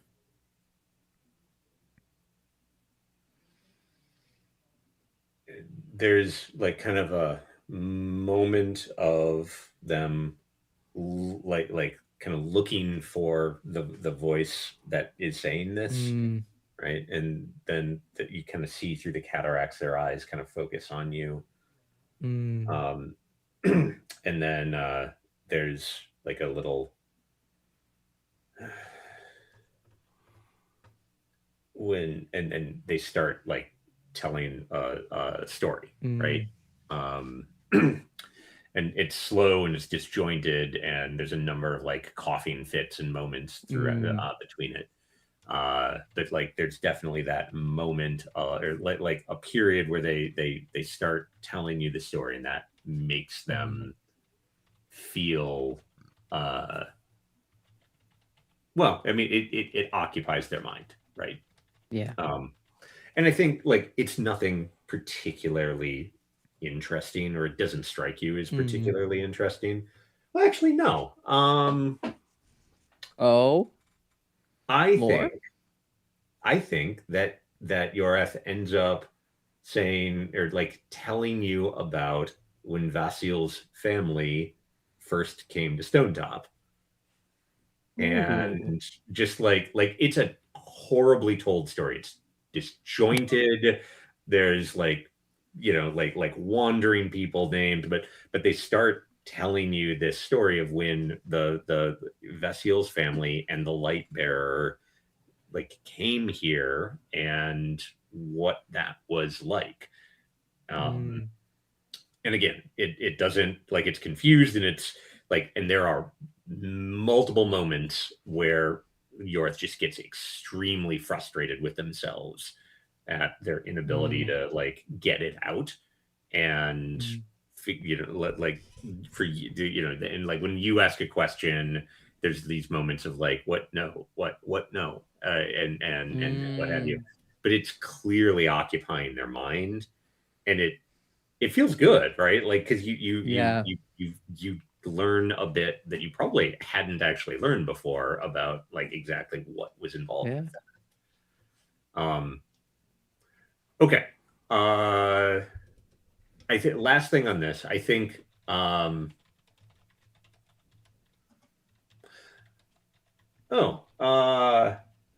do you invite them to come to the like celebration this evening? Urath or both of Yeah, them? you're right. Yeah. I think at this Sure. point, Neris is Yeah. like left and gone to the Yeah. Chronicle. That's fair and valid. Yeah. They've got enough on their plate. I think yeah. Yeah. I think Karna does, right? It like watching this work, right? Yes, all it did was it was just a balm, right? It just soothes the pain for a moment, but perhaps that's what is needed here. Maybe what Helior is telling me is that connection, community, that's the light, right? we cannot heal all and cure all. After all, I'm not healed in my entirety. I'm not cured in my own entirety, right? But being in Stonetop, having a purpose and being connected has helped, and perhaps that will help Yorath as well. And in fact, we see Karna kind of like lean forward and like press two reassuring hands on top of Yorath as he looks at him and says, "I will come this evening to pick you up. This will be. If it's too loud, I will walk you back. But I think it would be of great help, and I think it would do you some good, be in the outside air, and to be amongst us again." You're not positive that they'll be awake, but they, expressed like, yes, okay, yes, I'll come with you. And there's we'll give it a good college try. Yeah. Yeah. So like you leave them sleeping and kind of fitfully sleeping, but you definitely have made an improvement in their day. Okay. Thank goodness. I would like to kind of zoom out a little bit. So the rest of the day, I'd like to know what each of you, like what kind of chore or task we kind of see each of you doing.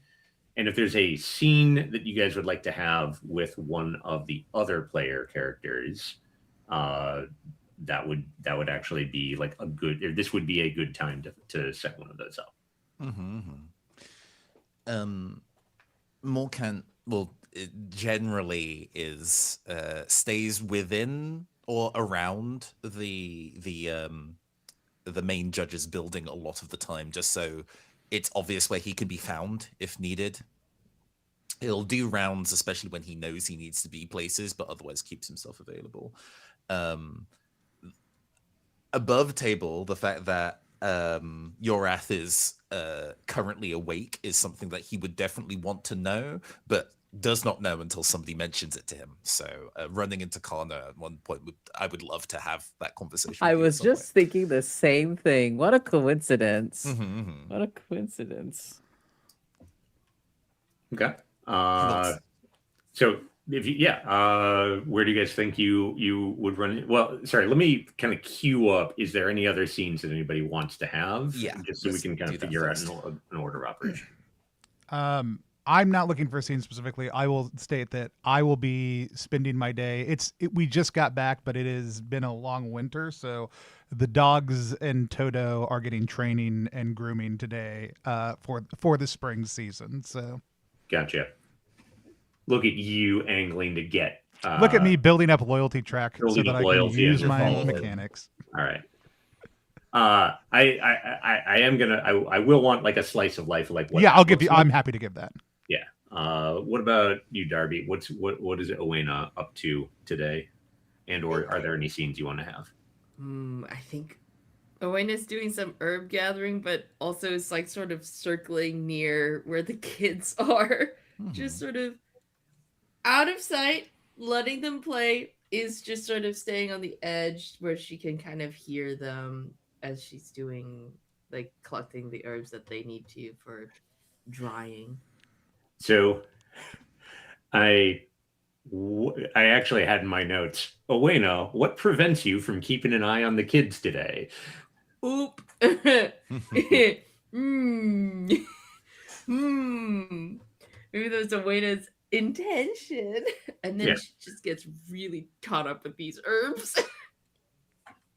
You ever do that thing where you're like, oh, I do this a lot with like rock bins at like stores where they're like, here's like a bunch of like here's a bunch of rocks, or like there was a bead booth at the Ren Fair, and I suddenly, there were people with me, and I turned off my ears and it was like beads, and all I did for about 30 minutes was head down in beads and just like digging through this bead bucket. I know we don't know each other very well, Darby, but this seems entirely in character. I love little things. I'm a trinkets person. don't look at these trinkets behind me. But I love trinkets. So yes, I think Owena is like was keeping an ear out, and then suddenly she is somewhere else in the woods, having followed like a patch of herbs there, a sprig there, something interesting over here. Gotcha. Like, And like you end up with like a basket full of stuff, and you're like, well, I gotta get this back home or something like that. yeah, I'm sure the kids are fine. All right, cool. All right, so actually, let's do Vasil. Let's do you just quick. Like, what does the training look like? Yeah, so it's there is like pack training, but each dog is each member of the pack also gets a little bit of their own time. I think generally this is like, hey, everybody was lagging a little bit on the first trip out for setting new spring traps. The dogs have put on, a little bit of winter weight from not being as out and active during that time. We would never tell Toto that they've put on weight at all, ever. And so, but this is, I think the scenes we see, as we go through are, like everybody is getting a grooming. So there is like everybody's hair is getting trimmed, their feathers are getting brushed, everybody's getting washed down, whether they like it or not, and getting some time out in the sun. There's normally the kids would help with this. I think this is kind of a thing where if they had been around, they would. But there's hiding different things around the training area is the right term because it is for training all types of animals for the town outside. But the animal care area, hiding things around there and around the near parts of the village for the dogs to seek out and find.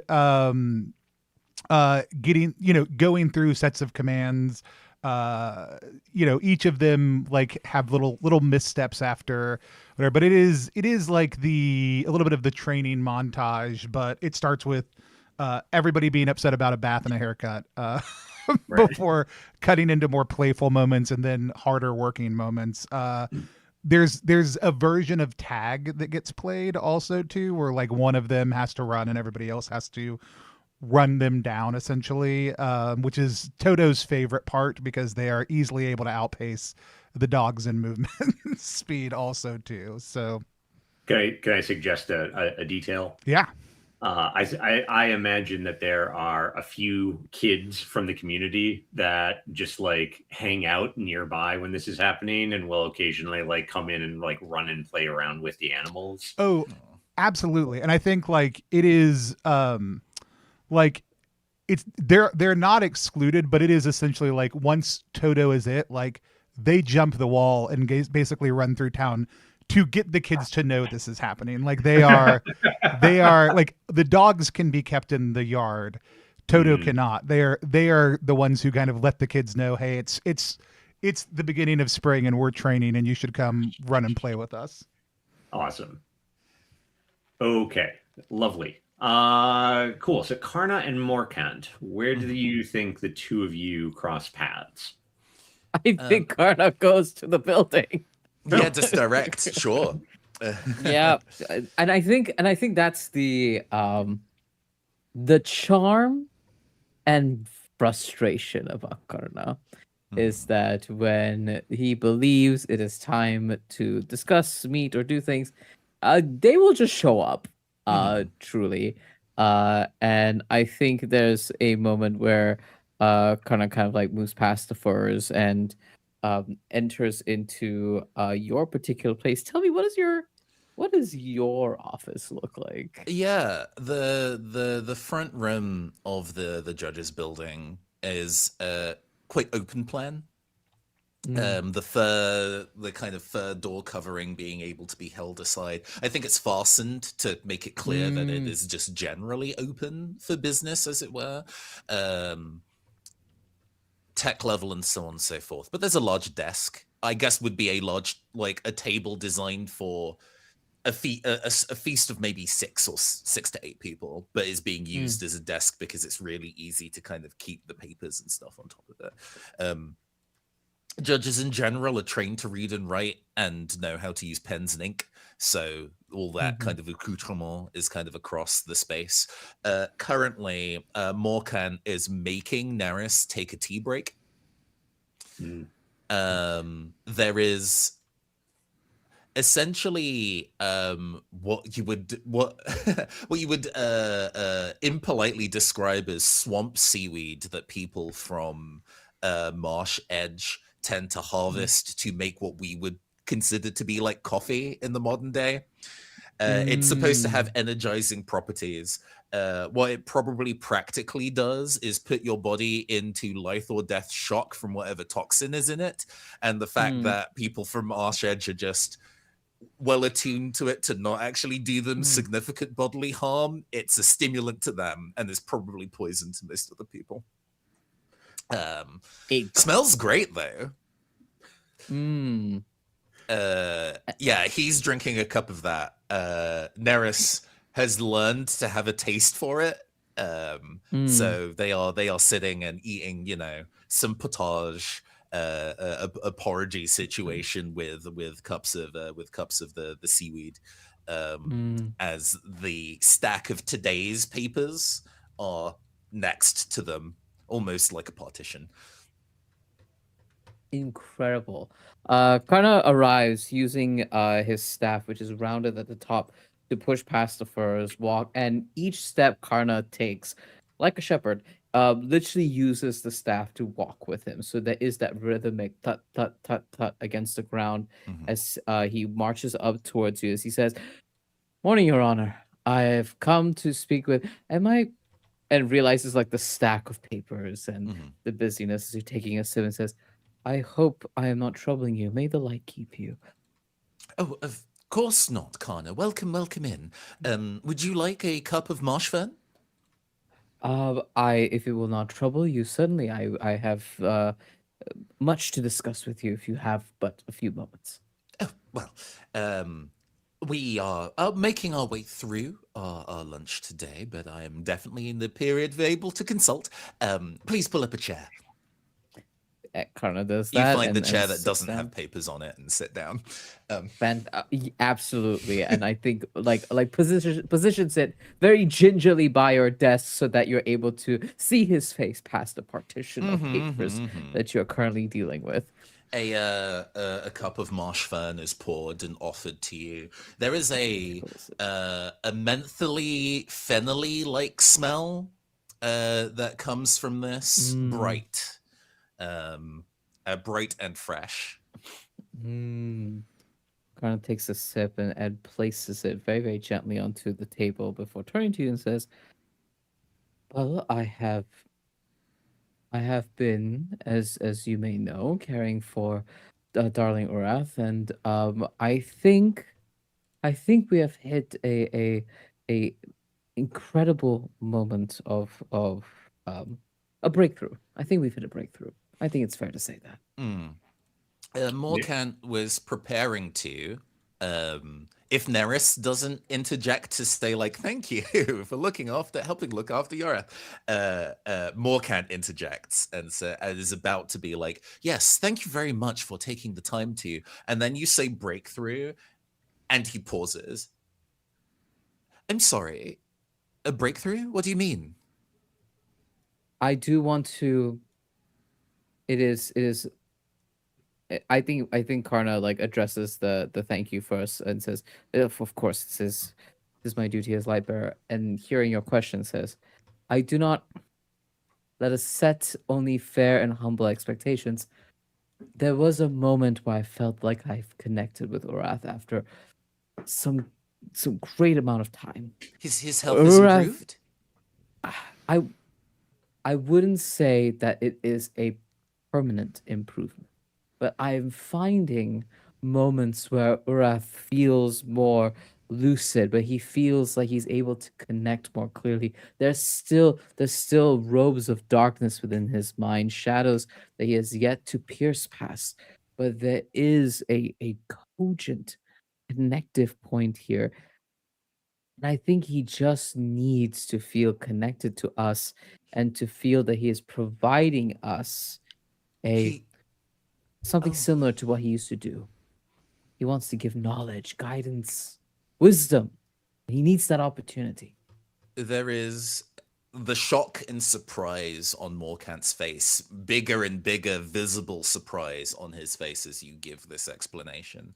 And then upon he needs to feel like his role as clerk, as a judge.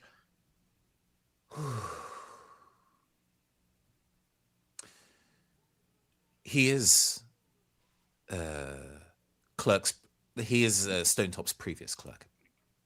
And as a result, knows much about the circumstances of Stonetop, I suppose, before either of us arrived. And probably Yes. has very valid information about the circumstances of the previous judge to myself. Did you consider asking him anything about that? I do not wish to push. There was a moment that I see. it was an unexpected. I sought the blessings of the Lord of Light, and it came through. And as soon as I noticed, I came and thought to come to you. I understand, and I thank you for your forthwith in doing so. Is he wearing his circlet?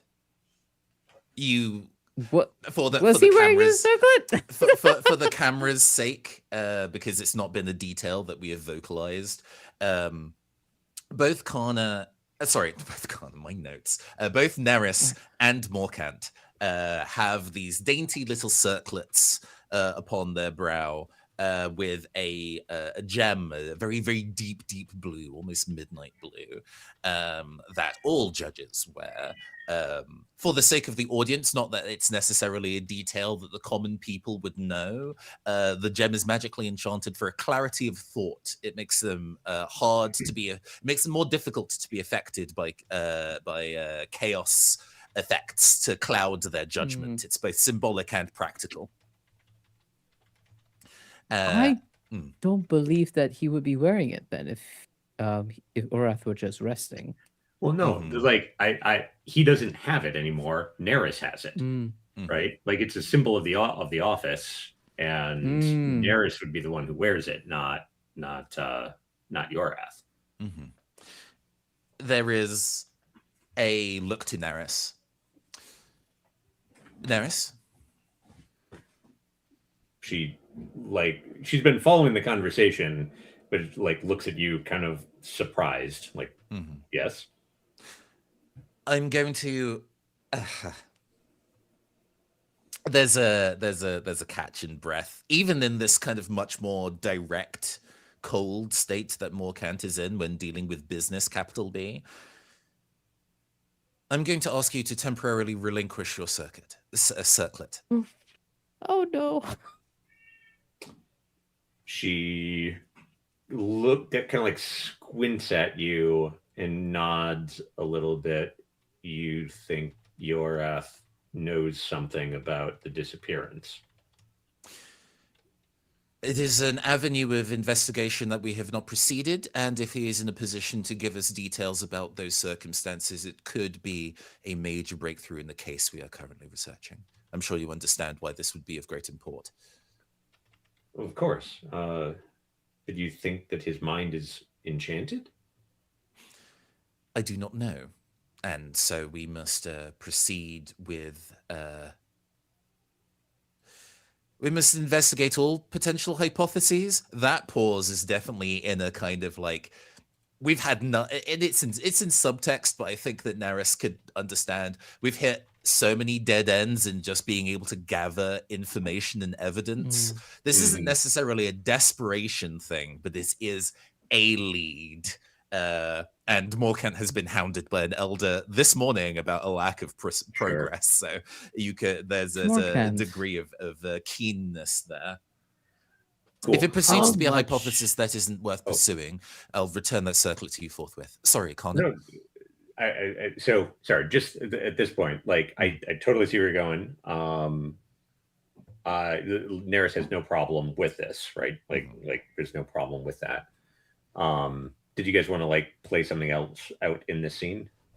Just that's largely the bit where Morkant would, despite this kind of friendly conversation, and then moving into this cold analytical state. Oh, and like very manic too, right? Like just like like in not manic, but like intense. You see, Yes, like, it's very intense. Like his face has been very even throughout this pit, but there is a force behind it. Yeah. Partner will remember this. Mhm. So I think what probably ends up happening, I'm just going to zoom out, is the three of you end up going to the like Neris's home. Yorath ends up being extremely like asleep and out of it again. And like not terribly surprising. He's an old man and frail, and he had like exerted a lot more energy this morning than he had in a long time. So like basically I as the GM am saying let's put this scene off until a little bit later. Oh, absolutely. Heard, absolutely. Yeah. Upon that moment of like seeing that he's asleep, Morkant takes an intake of breath. Well, I suppose it's valid after this great breakthrough that you've had with him, Kana. He's definitely going to be resting after the story he told you. Yeah. So let us allow him to rest. Let's allow him to rest, and I'm feeling the guidance of Helior in this moment. So perhaps the next time we meet, I will have something that will help us more. Absolutely. I really appreciate your help in this measure, Kana. Obviously, we are both doing our best to help Stonetop, and the fact that you're giving up your time and energy to assist in this investigation when you don't necessarily need to is so much appreciated. Thank you. Morkant, all of Stonetop is within my purview. And Karna comes up to you and his hand hovers just above your shoulder. But he doesn't lean forward to touch. And all he says is, it is all right to keep both feet planted at once. You need not surge past yourself. Take a breath. Of course not. The light blesses all. Forget myself. Speaking of, still holding the circlet in hand. Sorry that I should probably return this to you, Neris. Thank you for being willing to. She puts it back on her head, and like you get the impression that she is not as like precious. Precious isn't the right word, but it's not as big of a deal to her as like I think it might be to you. It is what it is. Right. Like it's a collar. It's not a it's not a sacred relic or anything like that. Even though like to you, it absolutely is a fucking sacred relic. Like it just kind of puts you like reveals where her mind is at. Yes, I suppose we'll proceed with the rest of our day and stepping back outside into the world. All right. So kind of like zooming out, we've got I guess one quick little thing, like shortly, Owena, I am interested in where your home is and what it looks like.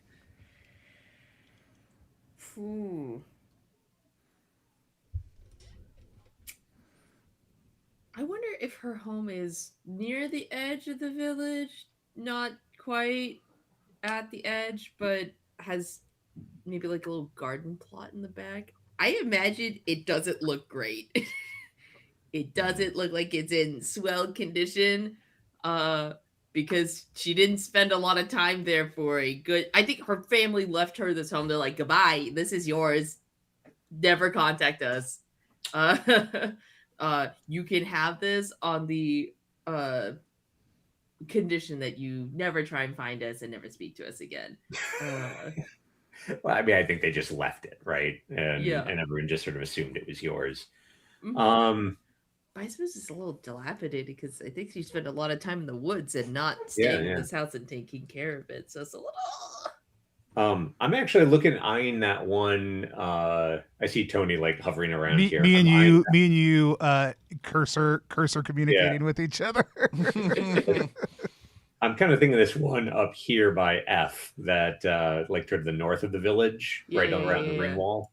The little squinty one. Yeah, little squinty one.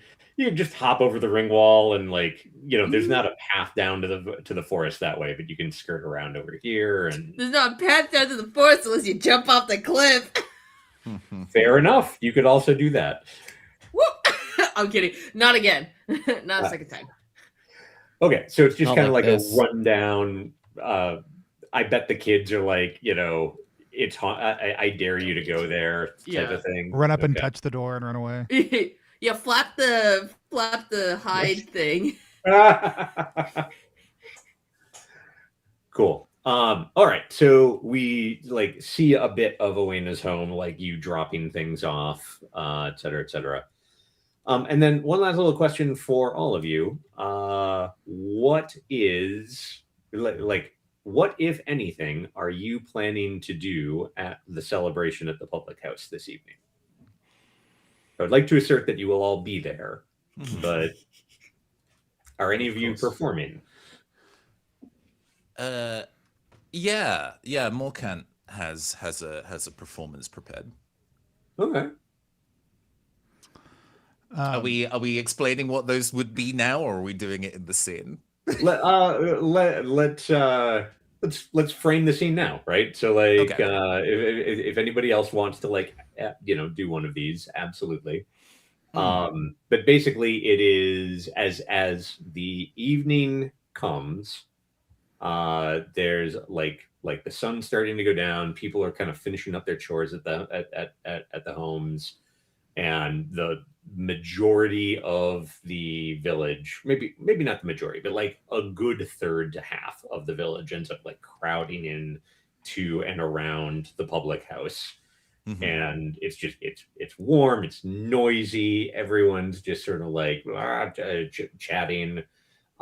Dai is like just weaving in and out of the crowd, handing out whiskey, handing out stew, just like saying hello to people, blah blah blah. And there's this moment where they like like turn and U-turn Karna, and they like you kind of bump into each other, like they're like, Sorry. sorry. I'm sorry. I should be in your way, but it's nice seeing you. Oh, no, Working very it's no hard. problem. You can be in my. I mean, it's fine for you to. I'm glad you're here. I'm also glad you're here. You work here. Wow, crazy seeing you in the place that you work. Who could have thought Darby's take a day laugh off? just killed me. But you Gotta get see, that Karna's raise, like, crazy. oh, I became a bat of the Lord. All my wrists went away. And you see that Karna just like, this is where you work. It's lovely seeing you. I should not be I should not be interrupting you. Perhaps I will stand here if you would like to speak later. It's someone blessedly somebody else is just like calls Dai's name and just like, sorry, sorry, I have to go. Please, yes, of course. But please interrupt at any time. And I will, sure, you will. I feel like he took Magda. psychic damage from that. Magda is standing next to you as all of this is happening, right? You just like have this realization that you're like, being looked at by this just like very, very calm woman. And she like looks at you, looks off at Dai, looks back at you, and she makes this face like it doesn't say anything, just like what are you doing, man? And then proceeds She's to so walk real. off. I and love nobody's her. seeing anybody. Okay. Morkan, what is your performance? Yeah. So, in addition to, because we were like, drag acts, but as a table, are we familiar with like the idea of what molly houses were in the past? No. Sure. So in this is much more contemporary than obviously Iron Age. I would say that this is much more like Edwardian also, but it's the idea they were pubs that were frequented by what we would you would say queer men, but what means queer and what means men during that period of time is distance to what we are now, but you get the gist, where they could go and be free and party and different people. And the idea of being able to be a different person that may be an authentic person or not. And so there was a lot of cross-dressing and drag casually as members attending as that and performing acts of femininity in a way that they weren't able to do externally in all sorts of ways.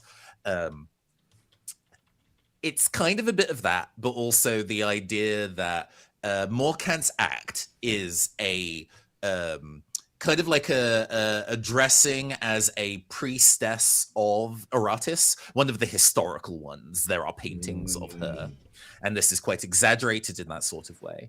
One of the things that all the people who worship Aratis do as part of their regular, I guess, the religion of it, is drinking a particular brew that your judges tend to use for clarity of thought when writing reports. The reason why there's a clarity of thought there is because it acts in a very truth serum-like way. So you're a little drunk, a little hazy, but you're also brutally honest. Morkant's act is essentially a style of like pub chant or shanty song kind of way, but it is interleaved with current affairs. So Morkant is reading all of the silly bits of dirty laundry that he feels are like kind of like funny across his job back to the audience therein. He references Illyri being kind of like, oh, have those been sipping the traitorous brew? And a number of the people in the audience like, oh my god.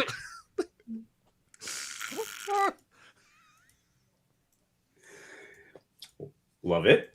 I'm curious. Is this like a thing that is specifically like Morkant's thing, or is this like a thing that judges do? Yeah. As part of like an airing of like what is happening in the community. The equivalent of like the idea of like frat hazing and also open mic night in that similar kind of space where in judge training, they're all of the kind of like missteps that they make throughout the process. Because hey, having to be the arbiter of things, and occasionally, because we are still human, we get things wrong and people latch onto those mistakes. You can't be a good judge because you did this. And we're going to constantly remind you of this to make you so afraid of enacting judgments you quit. This is a thing that happens to judges constantly all over the place. So they have a ritual of this kind of like, hey, we're going to bring up the embarrassing things you did, but in this fun, jokey way where you're clearly under the influence of it. We can laugh at ourselves and let it go. And this has been turned into an act. it like, the cultural distancing of it, it's now essentially a drag act of reading people on stage. So the tradition has been carried over. There is the idea that like, even though oh my gosh, there are so many names, I'm so sorry. Kassir, the previous judge, despite being considerably older than Morkant, has done this act before. So an old man read has happened in the past. Love it. It was fun and cute then, but to this young upstart who nobody knows, not cute. Do you think there is actual risk in what you're doing? Or like is I mean, this people's playful? feelings could genuinely be hurt. It's not done to hurt people's feelings, but this is earnesty laid bare while everybody is drunk, and somebody's going to get in their feelings about it. Sure. Yeah, it's always guaranteed to be a good time, very safe. No one throws bottles or nothing. None of it is a lie. It can't be considered slander, but Okay. I think we've already got the established detail of what is it? Illyrian Heflin's deal. Illyrian Heflins. I think we've already got him as a heel, right? That will take some offense at this. So I think it's probably like him and one or two of his friends or his family that like huff a bit and storm out after like in the middle of the performance. Vasil, what do you think Paul's presentation like performance is? Yeah, that's a good question. Let me look at. While I'm going to think about that for a second, I will say a performance that is going to happen also too. You know how in some towns there's a dog who's a mayor? I think Yes. Toto for mayor. I think for these celebrations, it is animal tricks are not uncommon, but also the pack and Toto, like this is not led by like this is like something like Vassal is mortified by because it brings attention to them in a way that they appreciate. But like they either are the opening and closing act every single year. We can decide which one it is, but it is the dogs singing a song while Toto dances. And I think it is like the twins essentially are the ones, and other kids in the neighborhood are the ones who have trained them to do this year to year. So this is like a rite of passage that young children like just kind of do with the pack of dogs and Toto. So like Toto is like getting up on the bar and like dancing as like the kids are singing, as the dogs are singing, and the kids are like conducting essentially. Like I think it feels like a closing number probably more than an opening number. But I do think it is probably the final beat of the night is the thing that I do want to say. Let me look at my notes real quick for poll. They're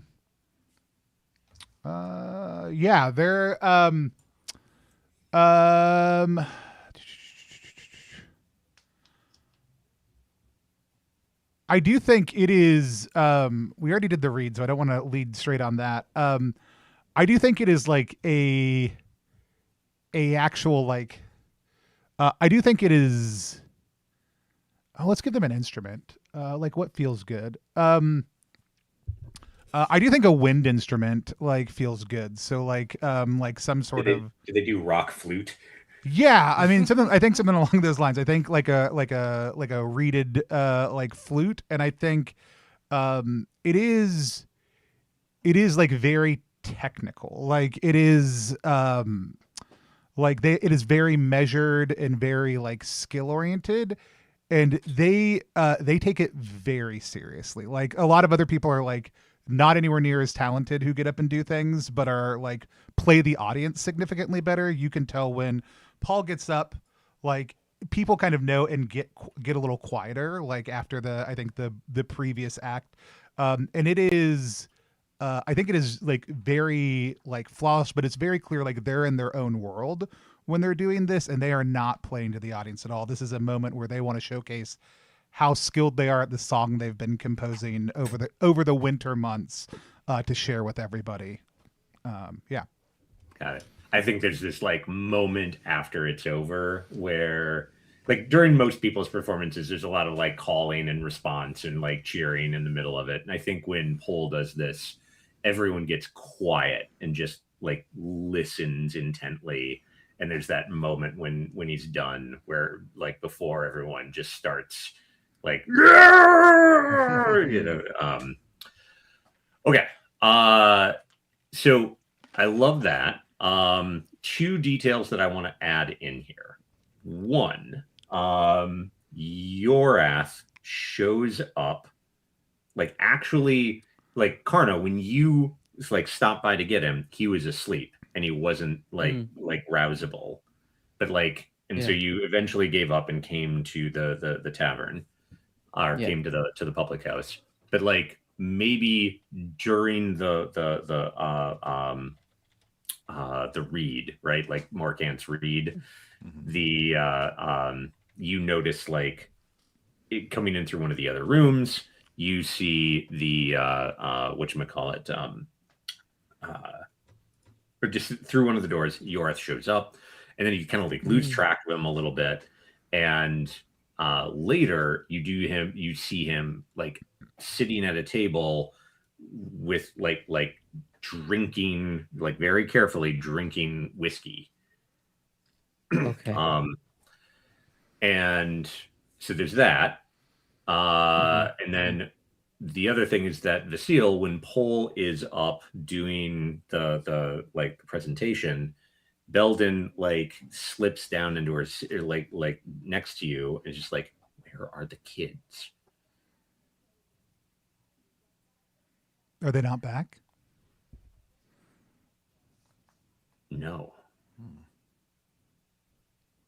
And I think there's like the pause, like, and I think that's like right towards the end of the performance.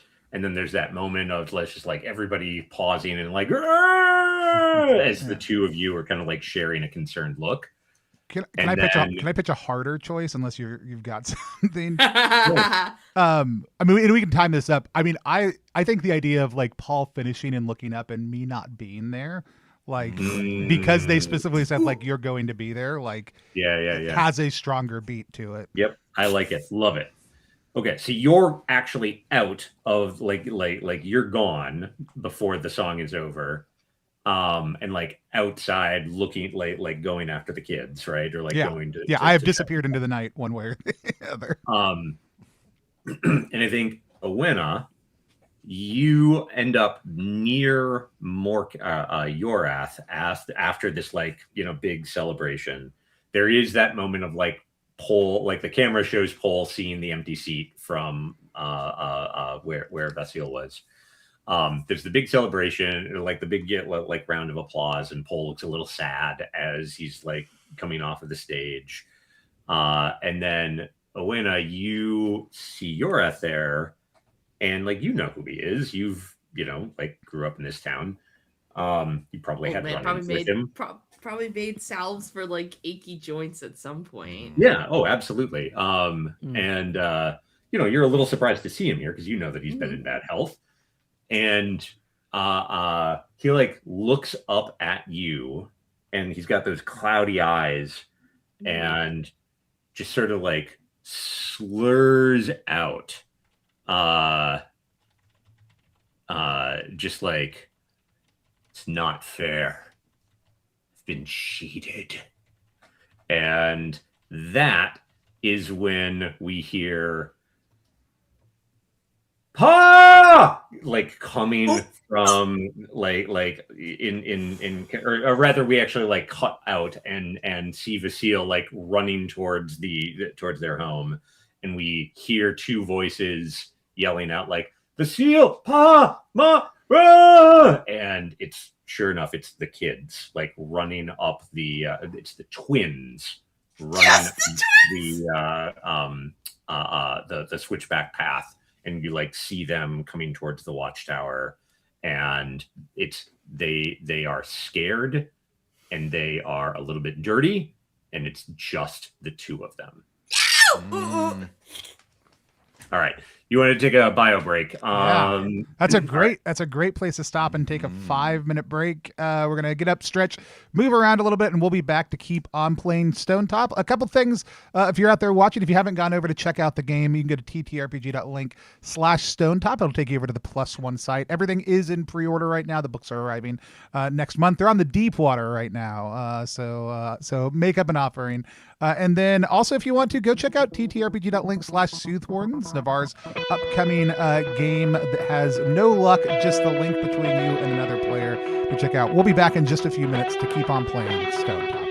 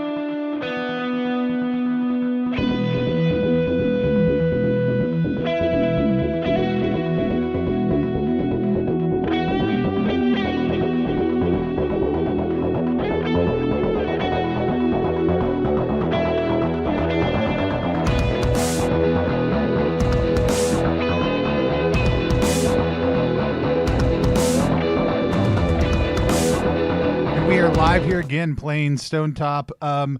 Yeah, somebody asked in chat. They said they stepped away and then during the descriptions of performances and then came back.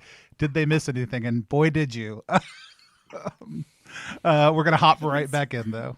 It's so good. Nothing's All right. wrong. So a detail that it dawned on me, like I probably missed or just didn't really think about, is that this is happening in the evening, which means that the watchtowers are manned, and that would mean that when probably about the same time as like Vasile is seeing his kids like running and there's like yelling and clearly the kids are distraught, that whoever was on the watchtower probably would have started like ringing, like hitting the bell or whatnot. And I think that is probably like right after Karna like saw Yorath saying like, it's not fair, I've been tricked. Like that is when like people start hearing the clanging of the watchtower. I'm sorry, I said Karna. It was Owena that was talking to you. I was like, oh, I'm privy to this. You get to witness No, it. I wish. You're busy with I other wish. things. We all know. Right. Standing there. I Awkwardly. am busy being so bad at flirting and being riskless. Yes. All right. So let's see here. I think probably the most obvious and immediate thing is Vasile and the kids, right? And like basically, I don't feel a need to like drop into character and play this out. Like the kids come running up to you, they are clearly like spooked and scared, and it takes a bit of getting it out of them. But they're like, we were playing. Yeah, you're right. Yes, we went down towards the cave, further than you said we should. We were playing, we were sneaking around trying to get closer, like trying to spot one of the bears at the stream, and all of a sudden, and this is coming out through like tears and blah blah blah, and then it was night. And we couldn't, like, we don't know what happened, we don't know where Thomas is. What happened, Dad? What's good? Like Vasile, what's going on? Do they call you Pa? Do they call you Ma? Do they call you? That's a Vasile? great question.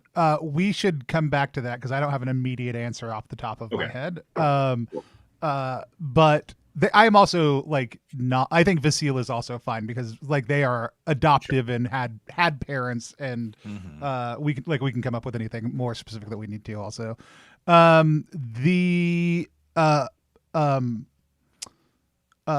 Yeah, I think I basically like kind of half walk them, but like I am getting them to Belden and Paul, like, and I tell them to go to their mom and pa. I think we see Toto like has hopped up on the counter and the dogs have moved into place, kind of knowing what's going on before like a whistle just cuts. I asked the kids a few questions about landmarks that I would know in that area. Before I am just off with the pack, like we are, like I tell them to tell their mom and pa, and basically like we are, the pack and Basil are headed towards the woods. Okay, so like you are sending them towards the public house. Correct. Okay, so you're sending the kids towards the public house. Oh my gosh, Darby, that's perfect.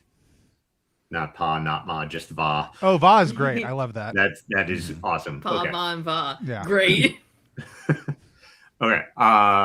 So you are like kind of like I'm sort of imagining you like giving a shrill whistle, and that like calls the dogs and Toto. And so like you're kind of like heading that, or like get like immediately just gearing up and getting ready to go. Meanwhile, the public house, like folks are just like pouring out of it because the watchtower, the bell towers or the watchtowers are clamoring. I think Morkant and and Owena, the two of you like find yourselves almost like into each other as you kind of like make your way outside. Yeah, I'm holding Yorath. I'm like just like helping guide him out of, guide him out of this he's old. He can't see. He just said some pretty heated things, and so Owen is like, let's. Oh, Let's he's also get you- drunk now. He's also shit faced. Great. Yeah. Drunk old ancient man. Let's get you home back to. What do you mean cheated? Did somebody? Yeah, Morkant, you see Owena Yeah. standing here with like a drunk, like in barely upright Yorath, but like Yeah. Still up and moving.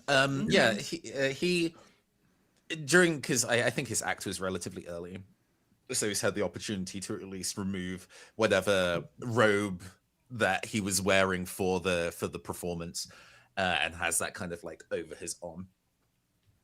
Awena and Yorath, are you both okay? Do you need? I'm surprised you're up and about.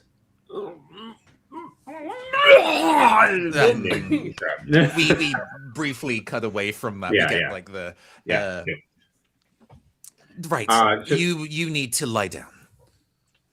When are you in a position to go and take him back to Nerith's? Yes, I am. But he said something about being cheated, being tricked. Morkan takes that information in, but I think his priorities are in a different place.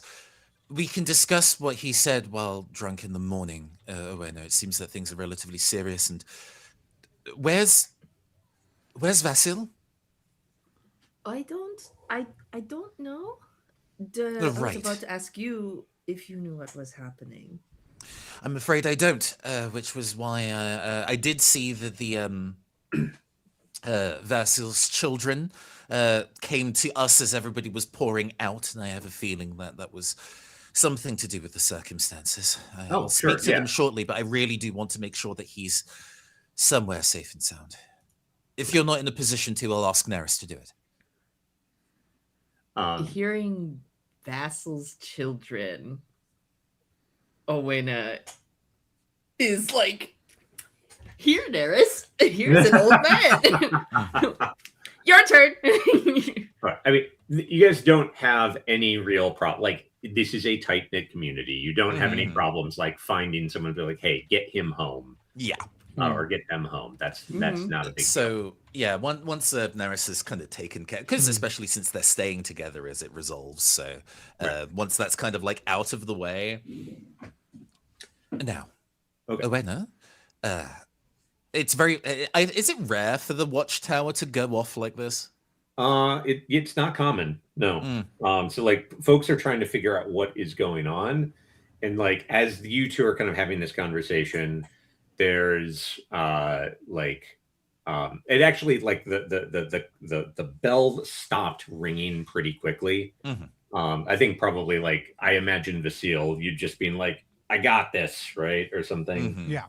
But like people are spreading out and asking what's going on. The word like gossip and rumor is quickly spreading.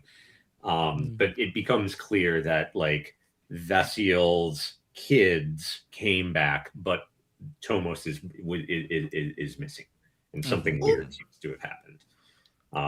And actually, I think Karna, you find yourself like actually like not. I mean, your call is if this is intentional or not, but you find yourself like near Pole and Beldin when the kids come in and like start kind of like overhearing what they're saying has happened, and Luella comes like storming in like to the public house after them and just like starts yelling at Pole and Belden and the kids and just being like, what happened? What I told you this would be an issue. What do you do? Karna steps in.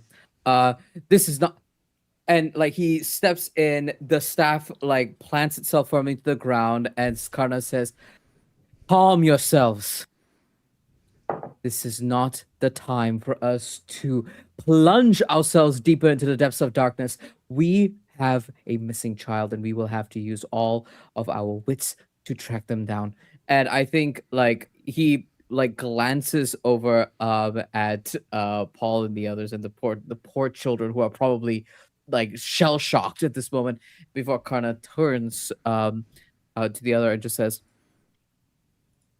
"You know your panic. Allow us to do what needs to be done. Please, come." And I think like that's what Karna's trying to diffuse the situation. Yeah. And probably the children I need to think- be kept safe, and everyone else needs to be put into action. No. I totally get you. I believe that you are triggering the persuade move here because Yes, I am. Luella, Yes, I Luella am. has reason to resist, meaning Where are you, buddy? she is There you are. being kind of irrational. She's super That's unchill. absolutely fair. I think, considering the circumstances, I think being unchill is valid. Is rational, Let yeah. me roll. Yeah. Yeah, absolutely. What am I rolling? Charisma. Let's see how well I'm doing on that front. Alrighty. I am +0. Great. Great. Better than a Ooh, die? that's an 8. That's an 8. We're good. We're good. Okay, We're good. okay. We're good. We're good. Okay, we're okay. We're okay. Success. Okay. An 8. An 8. We're okay. Okay. We're okay. It's not a 6 minus. Okay, so you got an 8, which means that she will do what you want, or sorry, she'll reveal what or how you can convince her, but expect it to be difficult, costly, or distasteful. Heard. So I think that. Sorry, let me just quick look at my little inspiration list here. Uh-oh. I am in danger. I'm in danger. Dude, folks. do we want the GM to be inspired? I don't know. Convince an assumption. No.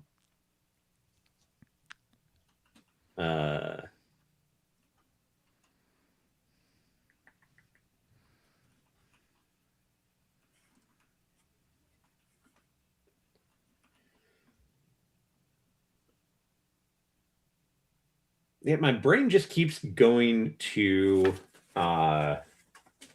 distasteful, and like Search your heart. Do it. I think like she sees you stepping in, and like you kind of fairly forcefully like planted yourself Yeah. in there, and as you start to speak, you can see that she is going to like she actually just starts interrupting you, and you realize like you need to up it, right? You need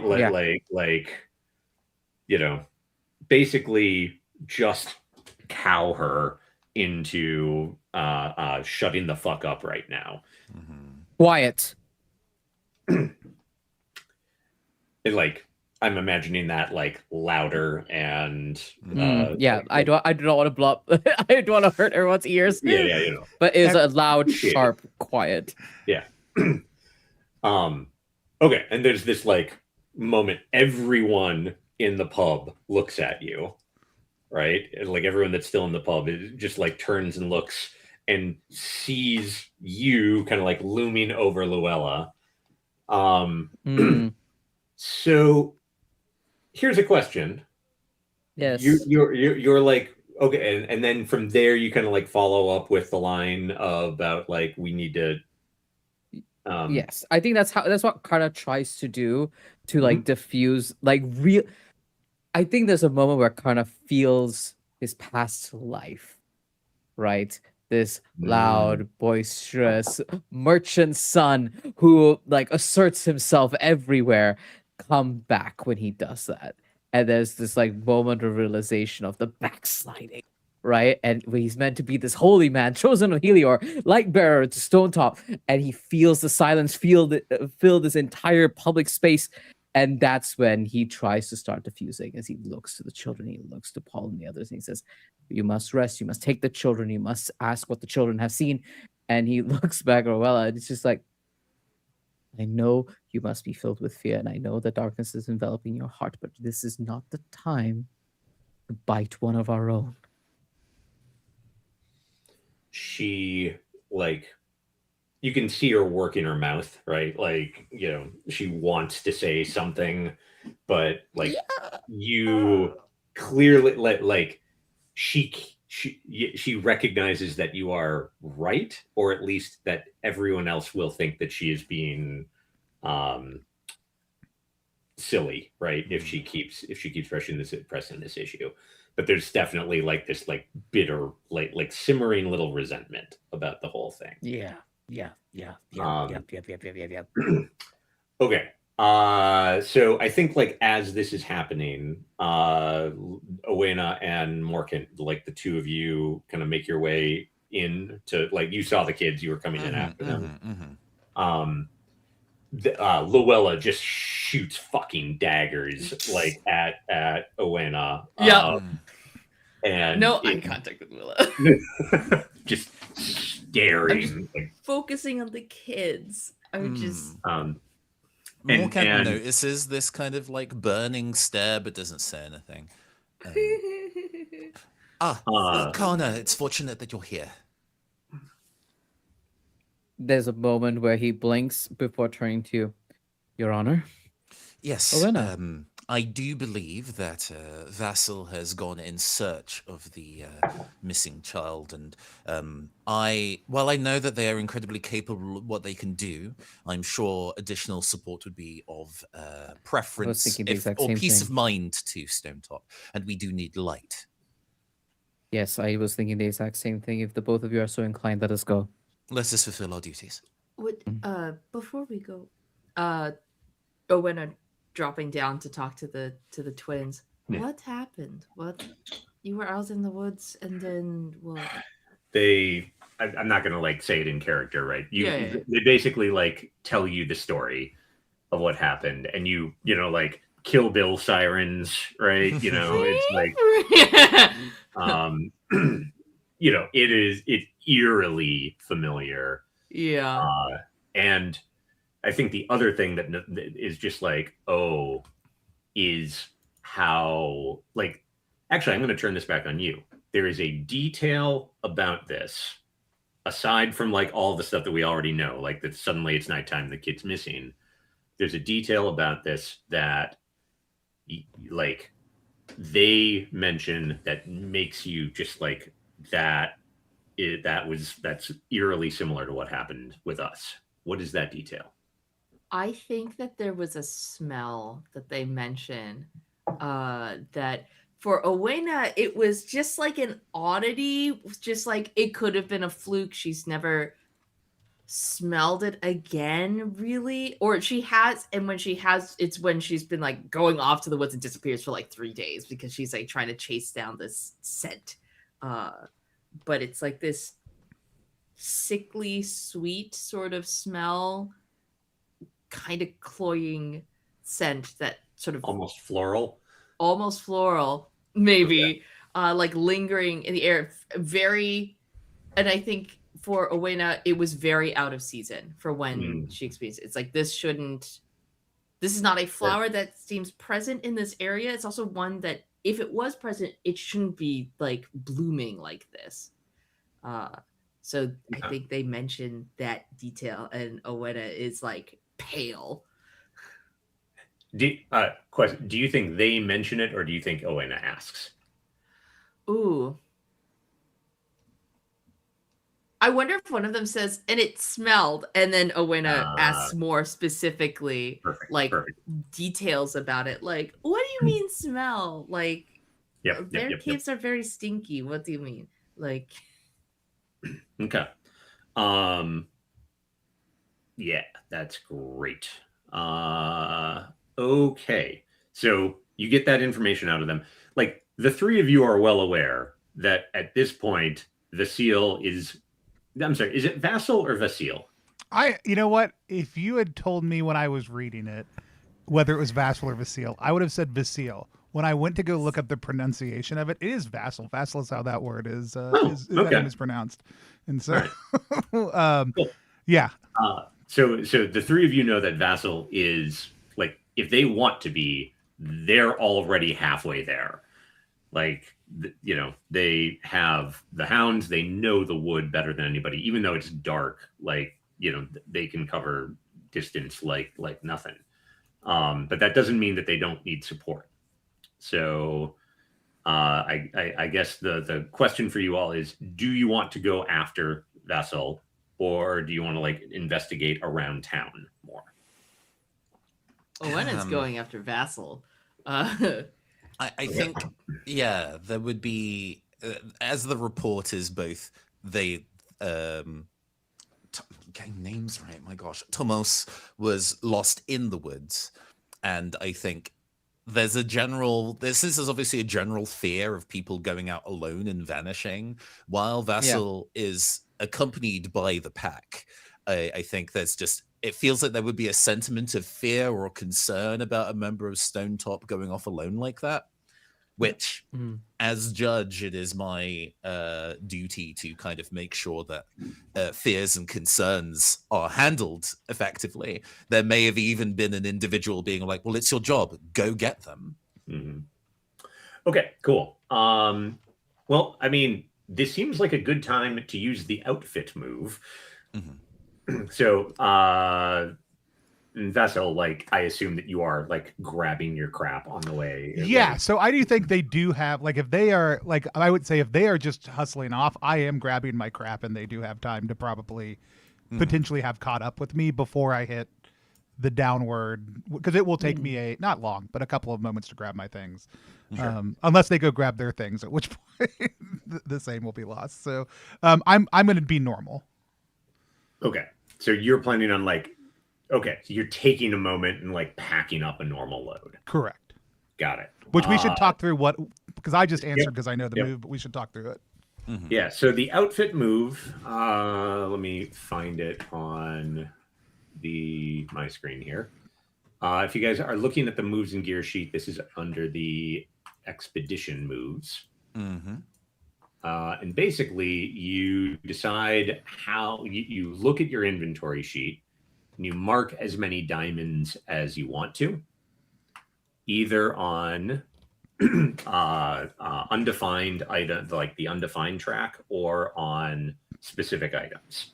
So if there's something you know you want to bring, put a little diamond next to that. Other than that, decide how many diamonds you want to have and mark those in undefined. And the things like our, let's say somebody has special tools, do those count against our? So anything that you got, like, for example, your sword, right? It has a diamond on it. So like that will count as one of your load items. So then the other piece is that you get 4 small items, which again can be marked on either undefined, or they can be marked on specific items. So like, and I'm pretty sure like the redwood effigy doesn't have a diamond next to it, so it is small. Now for the rest of you, like Karna, you're obviously going to want some sort of a light source, right? Yep.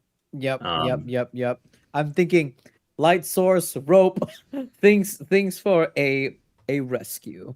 Yeah, is what Karn is going to be doing. I do encourage you all to take advantage of the diamond or the undefined aspect. The undefined, right? Decide what you want and how light of a load you're how heavy of a load you're willing to take, and then everything else just leave as undefined. Sounds good. Okay. So 3 diamonds or less is a light load, which basically means you're going to be able to move fast. You are and stealthily. Well, at least as stealthily as you are capable of. Up to 6 is a normal load, which is sort of like what you would expect someone to load out for on a, like if they're going to go exploring or traveling or out into danger. More than 6 up to 9, that's a heavy load. Trust me, you don't want to do that right now. We're moving quite quickly. So I know I will definitely be taking the oil lamp in my inventory. It feels like under the circumstances we're in, Moorcamp would have less time to prepare than Vessel. So we're taking that. We're taking my man catcher staff because it's part of the uniform and can be a useful tool. And I will leave the last one undefined.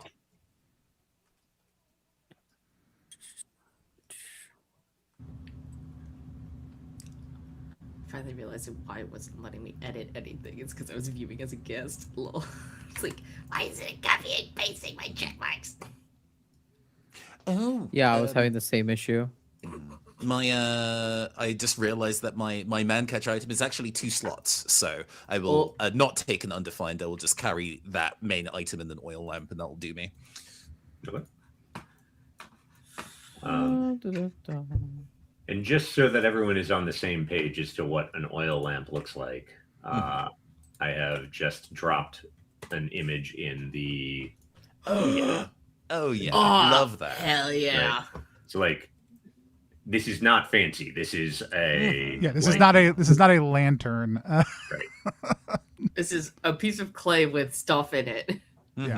Yeah. And also, Yeah. let's set everyone's expectations. This is fucking vegetable oil. This is not kerosene. Yeah. You are. If you throw this on someone, it will go out and they will be slippery. Not. My plan the whole time. You know, in the spirit of light, I'm bringing a torch. Sure. I guess I was like, oh, the amount of time they burn for. Oil lamps burn for longer, but not for very far. I see. Right. Yeah. I mean, it's a In good that mix, case, it's right? probably Yeah, under both. current It's a circumstances good mix, more yeah. sensible for that to be a torch rather than an oil lamp. Thank you for establishing the distinction. What's up, Darby? Does the flaming sword like light up like normal? Oh yeah, but Hell yeah. also, It do be on fire. it do be on fire. I will remind you that when it is turned on, every time you make a move, you burn. Maybe I should bring a lamp. Yeah. Maybe I should bring a lamp. Well, This is not just like a flame tongue from D&D, right? Like this thing burns you at least as much as anyone else. it hurty real bad. You know what? Fudge it. I'm taking a light load. I've got the sword, and the rest is undefined. Perfect. Okay. Cool. Incarna, you've got a torch and a light load, or No, I'm gonna take a normal load. Okay. I'm counting my staff. My staff should Yeah. be an item. Mhm. So staff, torch, 3 undefined, and I think that's. I think we should be good. Yeah. cool. And then Yeah. Owena, you've got, I'm assuming the Redwood Effigy is one of your small items. I don't think it ever leaves her person. Yeah. Mm. Okay, cool. So Morkent is going with a light load. Owena's got a light load. Karna, you've got a medium load. So you get like actual gear. And Vasil, you are kind of getting geared up with your stuff. I'm guessing. I mean, I you're think the slow. advantage to me is my normal stuff is also just ready to go most of Yeah, the yeah. time also too. I So. I like to flavor that Karna got like the equipment and gear like from the public house. Like there's like just some stuff there sitting that there. Di has. Take a gear, leave Yeah, a yeah. gear. And so Just like, quick, I need that. I need that. Also more in a lip risque way of being like I need a torch.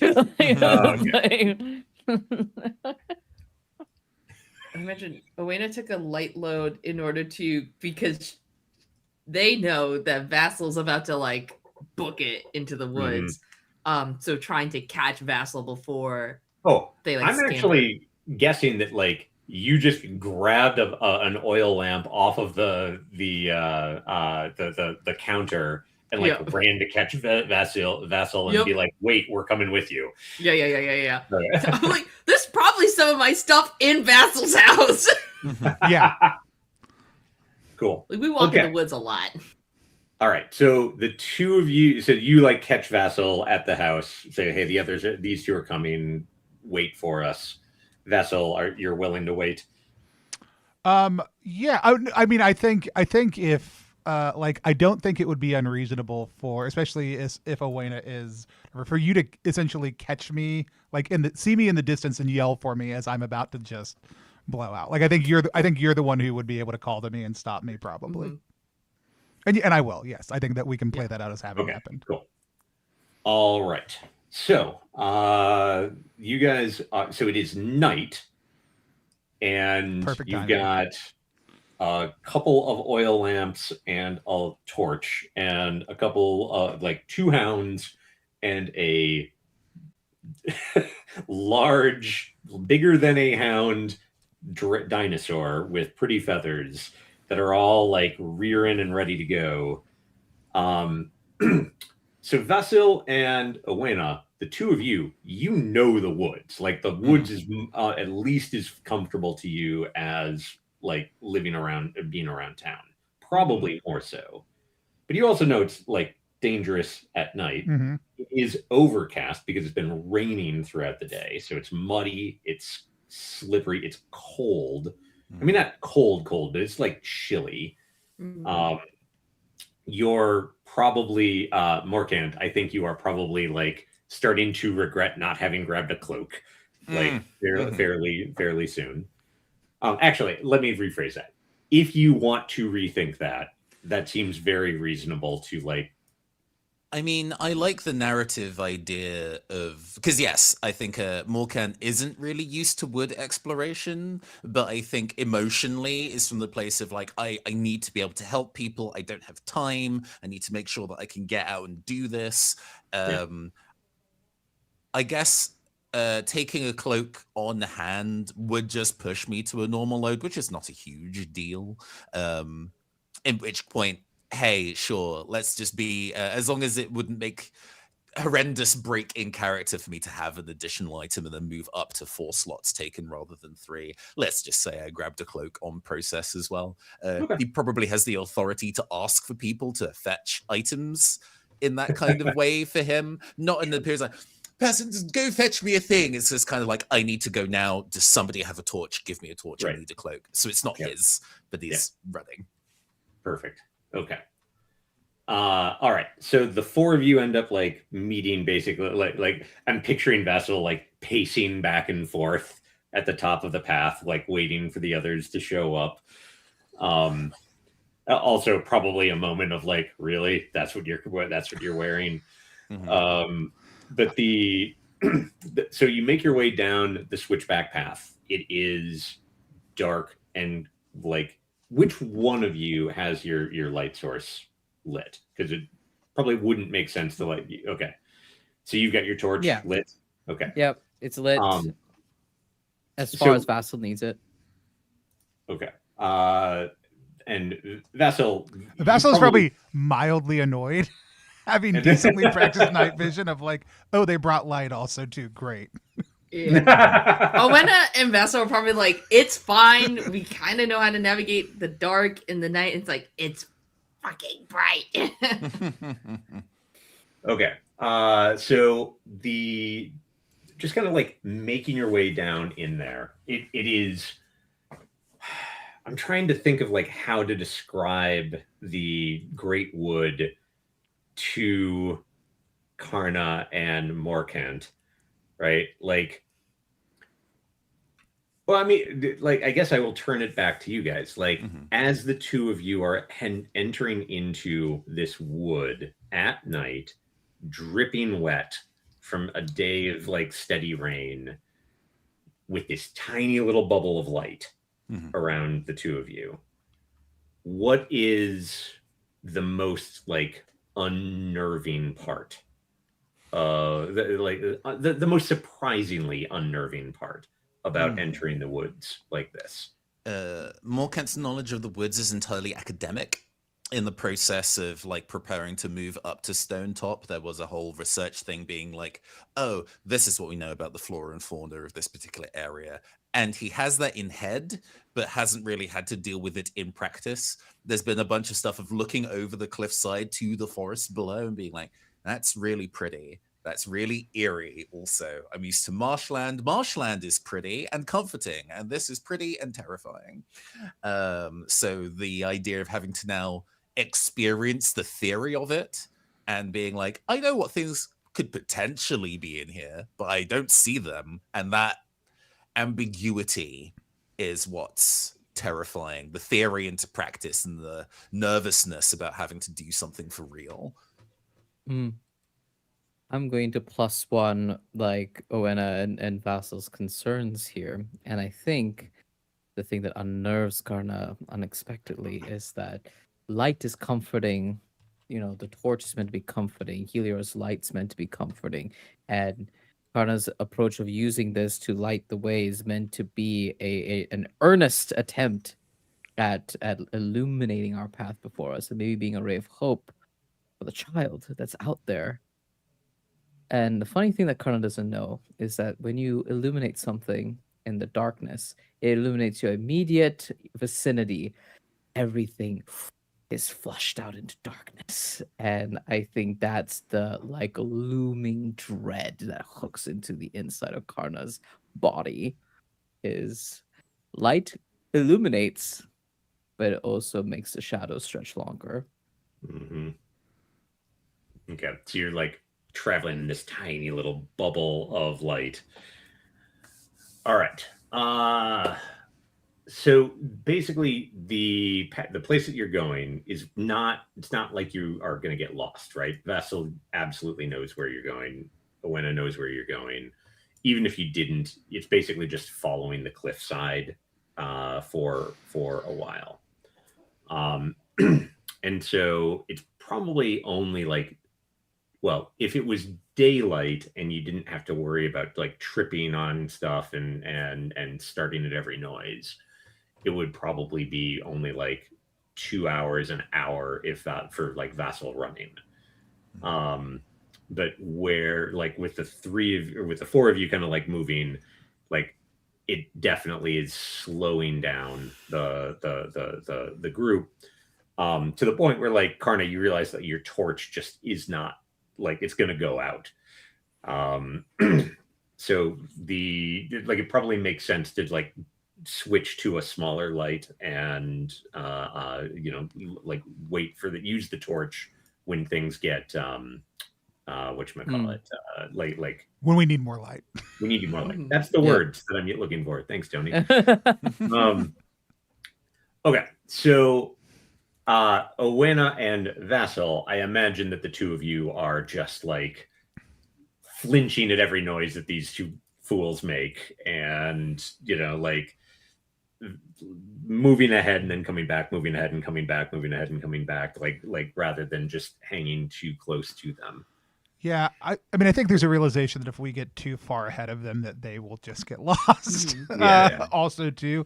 So I think there's probably a level at which we're letting the dogs do a lot of the ahead, and we're keeping fairly stationary to the dogs and them.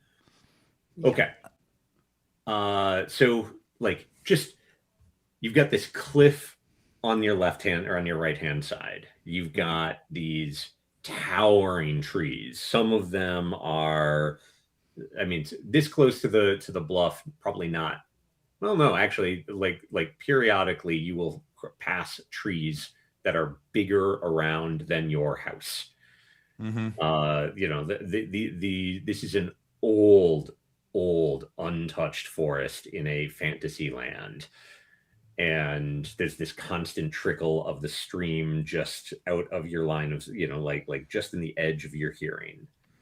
And, snips and snaps and blah, blah, blah, like all sorts of noises coming out in the distance. Eventually you get to where the children said that they were playing. And either of you, Vassal or Owena, have like a thought on a particular type of like terrain where they're like that would mark this area? Oh. If not, why don't you roll me a D12? do 12. You got it. Yeah. Dropping stuff all over my desk.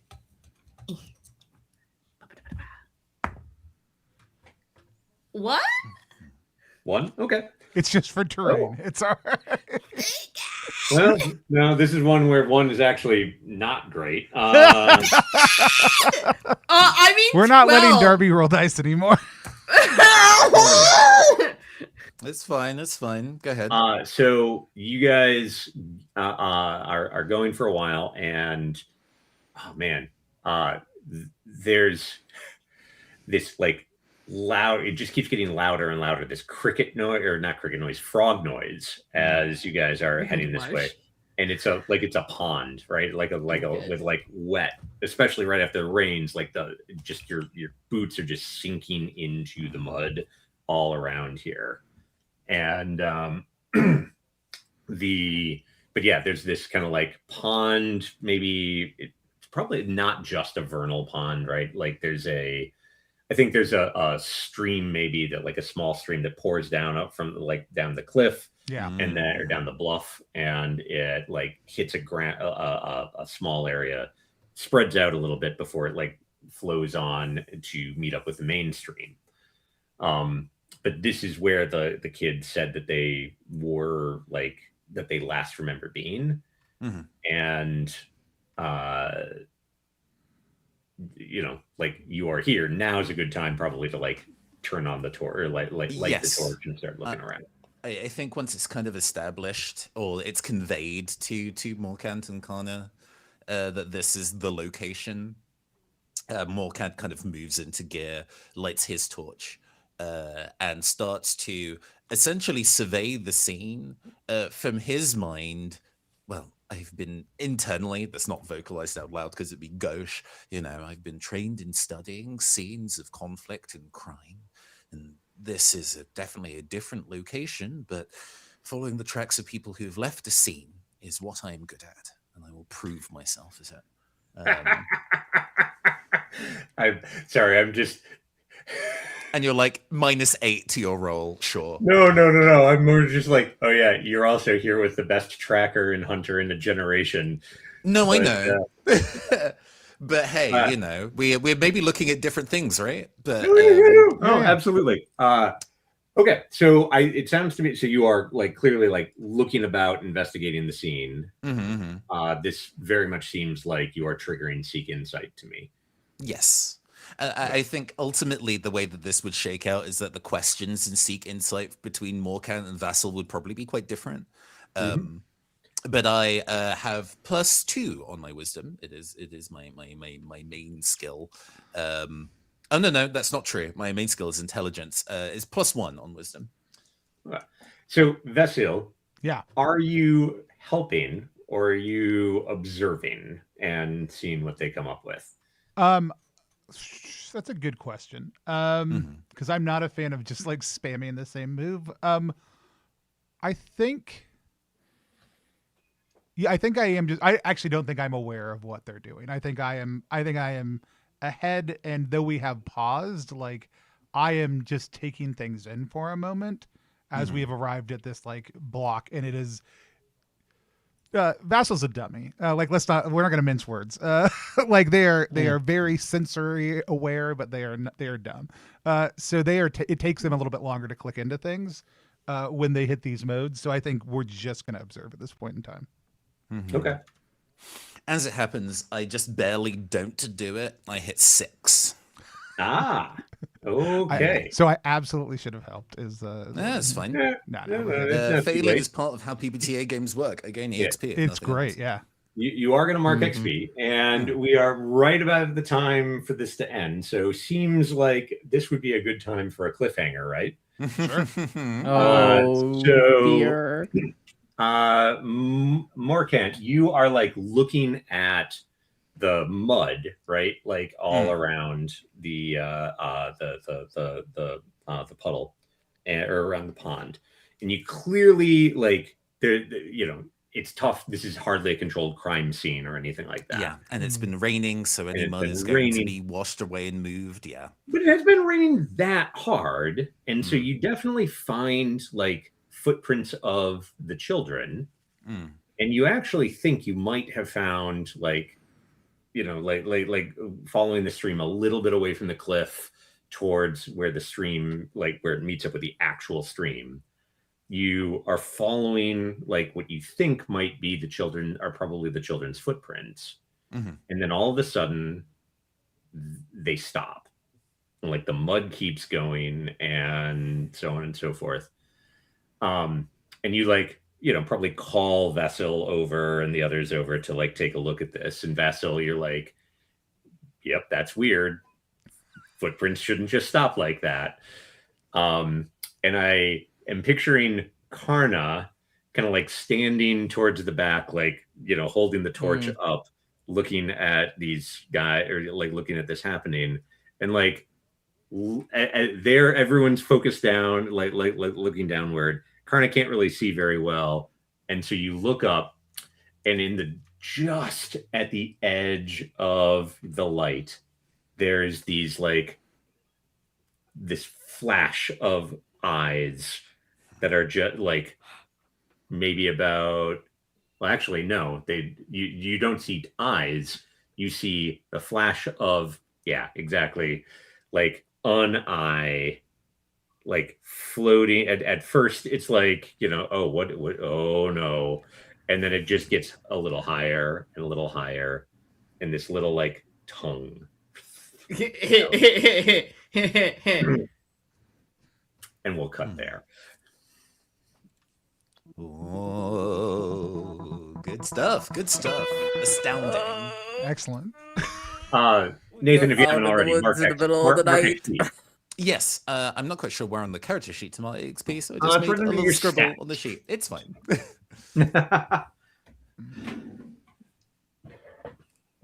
Super cool, super fun. We're the children It's all are fine. It's fine. great. Are they What will happen fine? to I us don't... next time? We will find out on the next session of Yeah. Stonetop. Tomorrow. You'll find out Tomorrow. tomorrow. You won't even have You'll to find out wait that long to tomorrow. find out what happened next time. Yeah. I love a back to back. Like I'm so excited that we're gonna get to play again tomorrow. But yeah, let's do end of session. Yep. All right. When a session ends, point how you demonstrated or struggled with your instinct. If you can, mark XP. Ooh, yep. Ooh.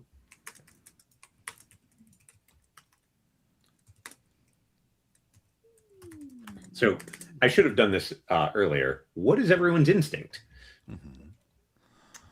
My instinct is wonder. Marvel at Karna's beauty, instinct magnificence, is hope. Go ahead. Sorry, Karna's instinct is hope to inspire others in the face of adversity, and we struggled on this one, fellas. I have harmony, to seek a path that makes everyone happy. Which I don't think I really hit this session yet, but it's cooking. It's cooking. It's a slow burn. I mean, if anything, like your whole read at the party was maybe the opposite. Yeah. Owena's instinct is curiosity to seek answers that maybe you oughtn't. It feels like I don't see one for Owena. Yeah, Like, I you think didn't we're really like, have an opportunity. nah, not quite. I mean, there was the following up asking the children for that specific detail about the smell. Also, but I think that's the closest we got. True. But it's not it's information not- that You ought shouldn't. to No, smell. yeah, I know. Yeah. That's the. So we're sort of we're also slow cooking over here. I do actually want to push back on Karna because like you struggled with it, but like that I whole struggled with it. scene with Yorath, right? Like that was all Yeah. about like kindling hope and within him. to I think mixed success, but yeah, I think he demo. It's complicated, I think, with Karna right now. He every win he gets, he's like he goes one step forward, one step back. Is what I Sure. feel like this. But, That's what like, I felt like. I think that you are absolutely demonstrating your I instincts appreciate there. it. Thank you. Yeah. Okay. A note.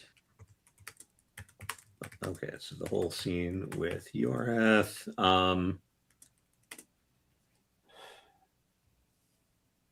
Yeah, Morkant, I agreed. Probably like slow burn, like not yet, but building up to it. And Vassal. Yeah, I think the easy option would have been if I had focused in on Paul's music and not left. I think I could have pitched that, but I think the other potential scene is like it's a different type of beauty. So like if we want to say like if we want to put it out, but like the home scene in the morning, the like waking up in the home, like a moment of quiet, a moment of peace, like being able to take it in. Like the beauty of that moment, like I could see, but I think the only thing that would have come I close mean, it to was beautiful qualifying. enough to make Owena jealous. Cool. That is true. Yeah. What's the specific wording on that one again? It's to marvel at beauty, magnificence, and splendor, which feels bigger and exterior to me. That's why I'm kind of like, I don't know. I mean, like, I kind of like the idea of like marveling at beauty. Of like, you definitely did just take that moment in at the beginning to like marvel at the beauty of your family. of getting to sleep. And it like I will say as a player, my motivation was driving my response there. Like, so I do. That's why I'm pitching it as I do think it applies, but yeah, absolutely. Then.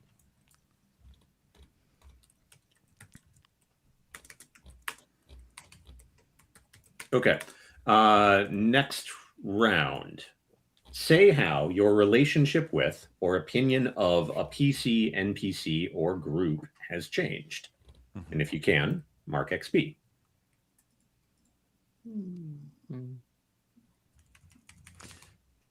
Yeah, I think I really think that the scene between Morkant and Connor of establishing ourselves, the social rules and mores that we operate under in front of somebody who is external to both of those and is just kind of like these two people. Yep. We've established a unity in our separate otherness, and I do enjoy that. Establishing unity in separate otherness. Incredible line, banger of a line. Yeah. So awkward. Just story of Karna's life. Would we agree that that moment at the public house, when Karna attempted to calm things down and instead made it worse, counts? Yeah, I think his reputation took a downturn right then and there. It feels like. I think that's so funny that you think that like is a downturn when like that was the most appropriate thing to do, and like Very authoritative. No. But here's the thing: like for I think a majority of the people there, that was the right choice to make, and everyone would agree with it. But for the aggrieved guardian, who was at her most vulnerable, could there have been more like? There's resentment there, right? So yeah. like okay, yeah. So basically, the like getting in Luella's face. Yeah, I don't think Luella appreciated that from Karna, but I think other people might have. Yeah, Luella doesn't appreciate a lot of things from people. Just saying. You know, she's had it rough. You know. I do feel like we went to all having a very strong sense of Luella. I don't think anybody likes her.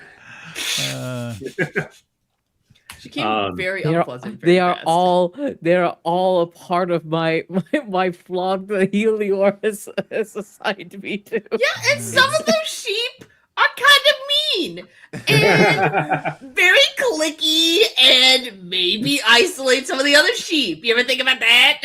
It's funny. I actually think that Morcamp probably gets on with Luella reasonably well. I bet. Like, she's clearly getting up in people's business, but it's not out of it's specifically out of care. She cares Yeah. about these children a lot and doesn't want to see them hurt or disappear. So it's not like she's yelling at y'all for no reason. Yeah. And also, we can also point out but the fact that Luella was right and that something similar has happened. Her she wasn't concerns were actually wrong, quite is the grounded. She wasn't wrong, but that doesn't make it right. No, yeah. 100%. But I like that A in broken the clock kind can of be right blush of twice a like, day. oh, what does everybody think of Luella? And 3 people go like, she's awful. And Morcamp's like, I think she's quite reasonable. Yeah. I will say I think Vassal's impression of like our 2 newcomers, our 2 newcomer PCs, the fact that they are out here in the dark walking around, like whether or not I think you're doing it well or It's appreciate the how thought that counts. the fact no, It's the the fact thought that that like counts. I think I was like, oh, these are people who will never, like, they've come to Stonetop, not that they're not like judging you, but also just like they're going to stay They're in the outsiders. village, they're going to do their Yeah. time, they'll move on. I think probably slightly less with Karna, like, because just my family's relationship with your predecessor and our like common heritage, but even so, like, I think both of y'all dropping things to come out here for Tomas means a whole lot to Vassal, and kind of immediately puts you in our corner. Like, this is something that is very specific to Owena, and I like being out in the woods searching is a very like important thing. And so the fact that y'all just dropped what you were doing and came probably dramatically like reshaped how Vassal perceives both of you. I'd say very similarly to Tony. Like, and I was not expecting a lot. It's also probably the first time she's seen Karna be very like to take that much to speak with that much gravity and pull that much focus to try and like calm the people. I think that's maybe the first time something like this has happened, at least for that sure. Owena has seen. So I think that's she and canon. Luella have I think that's the first time he's done that. Yeah, Luella and Owena have a very contentious relationship. So while they understand that Luella is very stressed and has a good reason to be stressed, is also like, I need you to stop yelling at people. I need you to stop screaming at people. And I need you to stop screaming at these children. A little bit of yay. Luella getting checked a little bit, but also just like you're taking control of the scene when there was a lot of chaos and a lot of frenetic energy. And then also Morcant, yeah, you're both outsiders, you're both new. Morcant just did like a glitzy glam like performance, and now you're like mud. Checking it out in the woods at night. Yeah, wandering around in marshy water is not a thing Morcant is bothered by.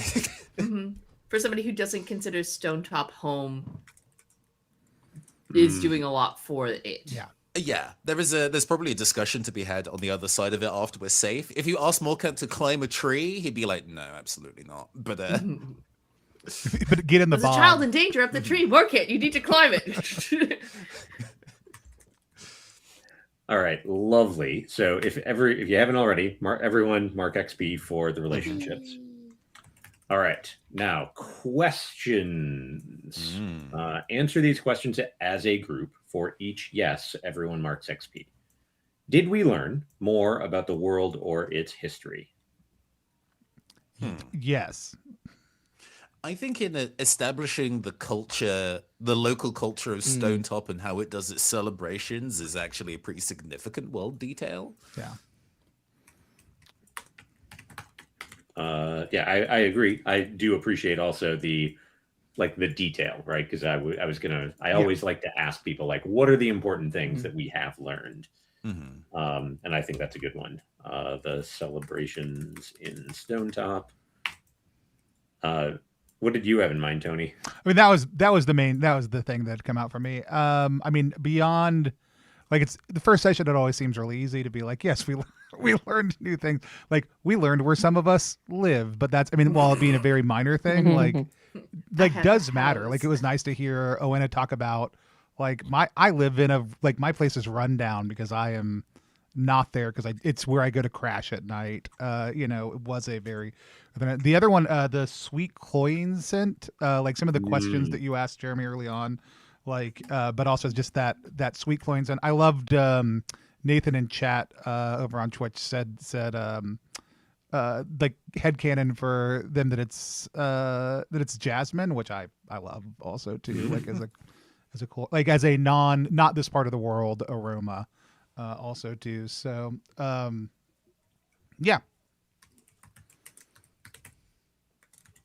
Yeah, I didn't want to establish Any it other as a details? fact, but I was like, oh yes, a sweet-smelling flower from somewhere else, mysterious, cool. Again, kind of All right. profited by you, but we learned that we learned about Fae, or at least somebody learned some names of some Fae. Fair enough. Yes, they'll definitely not come into play later. Yeah. Ah, Yeah, well, I'm you sure. just see I'm it sure once that and I'm then sure never those again. just don't matter at all. None of that'll come up. Yeah, none of those choices that you made are incredibly impactful. All right. Thank goodness for games where player choice doesn't matter. Take away my agency. That's what I say. Did we defeat a threat to Stonetop or the region? Not yet. The threat of Absolutely boredom on one. I'm just kidding. All right. No, This is an Tomos was a interesting huge one. threat. Did we improve our standing with our neighbors? Oh, Not yet. We've not met I mean, our neighbors in a significant way yet, so I'm- in due course. I might argue that Karna has. This is true. Oh, okay. Uh-huh. Well, with It's those, just like, because it's happened in the same day. So I'm like, does it count as like the improvements already happened, or do we have to wait to see how everything pans out and then it gets improved? You know? no. Like I'm actually with Tony on this one. That Okay. like that moment of you taking control of the scene and like establishing like showing that you can in fact like amp up the personality and then immediately taking it down again to like a level of caring and taking care of people. Like I actually think that makes an impression on people. Yeah. It actually dawns on me that we didn't really like. I meant to interrogate whether or not that was preaching hope and mercy, because that would technically have triggered your background move, right? Yes, it would have. There were It's a couple, okay. Yeah, there were a couple times that came up, and I guess this is a good time to ask the question. Like, I don't want to overstep Jeremy as the GM or other people's characters. If we see other people's moves being triggered, is everybody Call them out. comfortable with speaking that up? Cool. All right. Yes. All right. So I'm going to say yes on improved standing with the neighbors. Karna proving themselves. Okay, and then the last one. Did we make lasting improvement to Stonetop or tangible progress towards doing so? I mean, you know, I guess returning kids safe and sound would be better for the community at large, but it is. But we haven't it done is a that work yet. in progress. That does It's not, I not been don't. done yet. I don't think you've got anything tangible at this point. No. There's a new Maybe if we kill lamb this giant in the. snake, that'd be great. No, All I right. don't think we did. Okay. And then at this point, we basically do what you will recognize as stars and wishes. So praise something about the session in the fiction or around the table that you enjoyed or appreciated. With a larger group, I certainly encourage you to make like multiple stars if you have them. But like don't feel like you need to do one for everyone because that's gonna take forever. Sure. Like in my smaller group, like we'll do like everyone does one for everyone, but you know. Okay. I mean, it's under the circumstances set by GM for scene setting, but I really appreciate considering Neris and by extension Yorath are characters from my kind of like backstory part setting. The way that Kana and that Val decided to really involve themselves in their affairs, and then making that kind of connection between the involved characters with you and mine was really nice. I really like that there is that Neris has a relationship with both of us in very different ways now, and I'm looking forward to seeing how that kind of expands across the next set of sessions. So yeah, no, thank you for being super enthusiastic about that.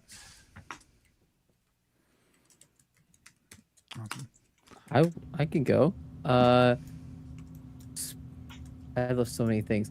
But I'm gonna give the star to Nathan with the incredible use of historical detail and playing it into our like current context, especially with Morkan's performance. I was very inspired and tickled by it. I think you did a fabulous job. Special shout out to your improvisational lyricism of drinking the liar's whiskey. It was very charming, and I really enjoyed it.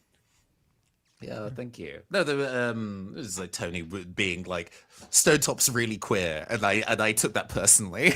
we're gonna retain that. We're gonna retain that. So yeah. I'm glad we've got the opportunity to do so. Thank you very much.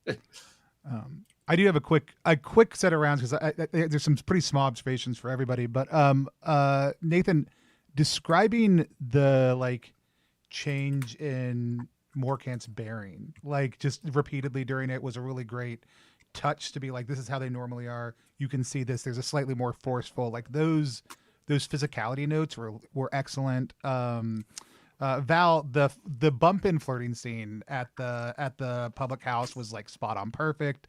Like felt so like natural, like it was great, like beat, like to touch and then move, like and Darby, like as a player, like again, this came up the other day online, but like the reactiveness of like you just as a player is super encouraging, like on a stream, but also just like the choices you were making to spend a lot of time observing felt very like there's passive, oh I'm just watching, and then there's active, oh this is part of my character, and you were hitting that with Oena like spot on.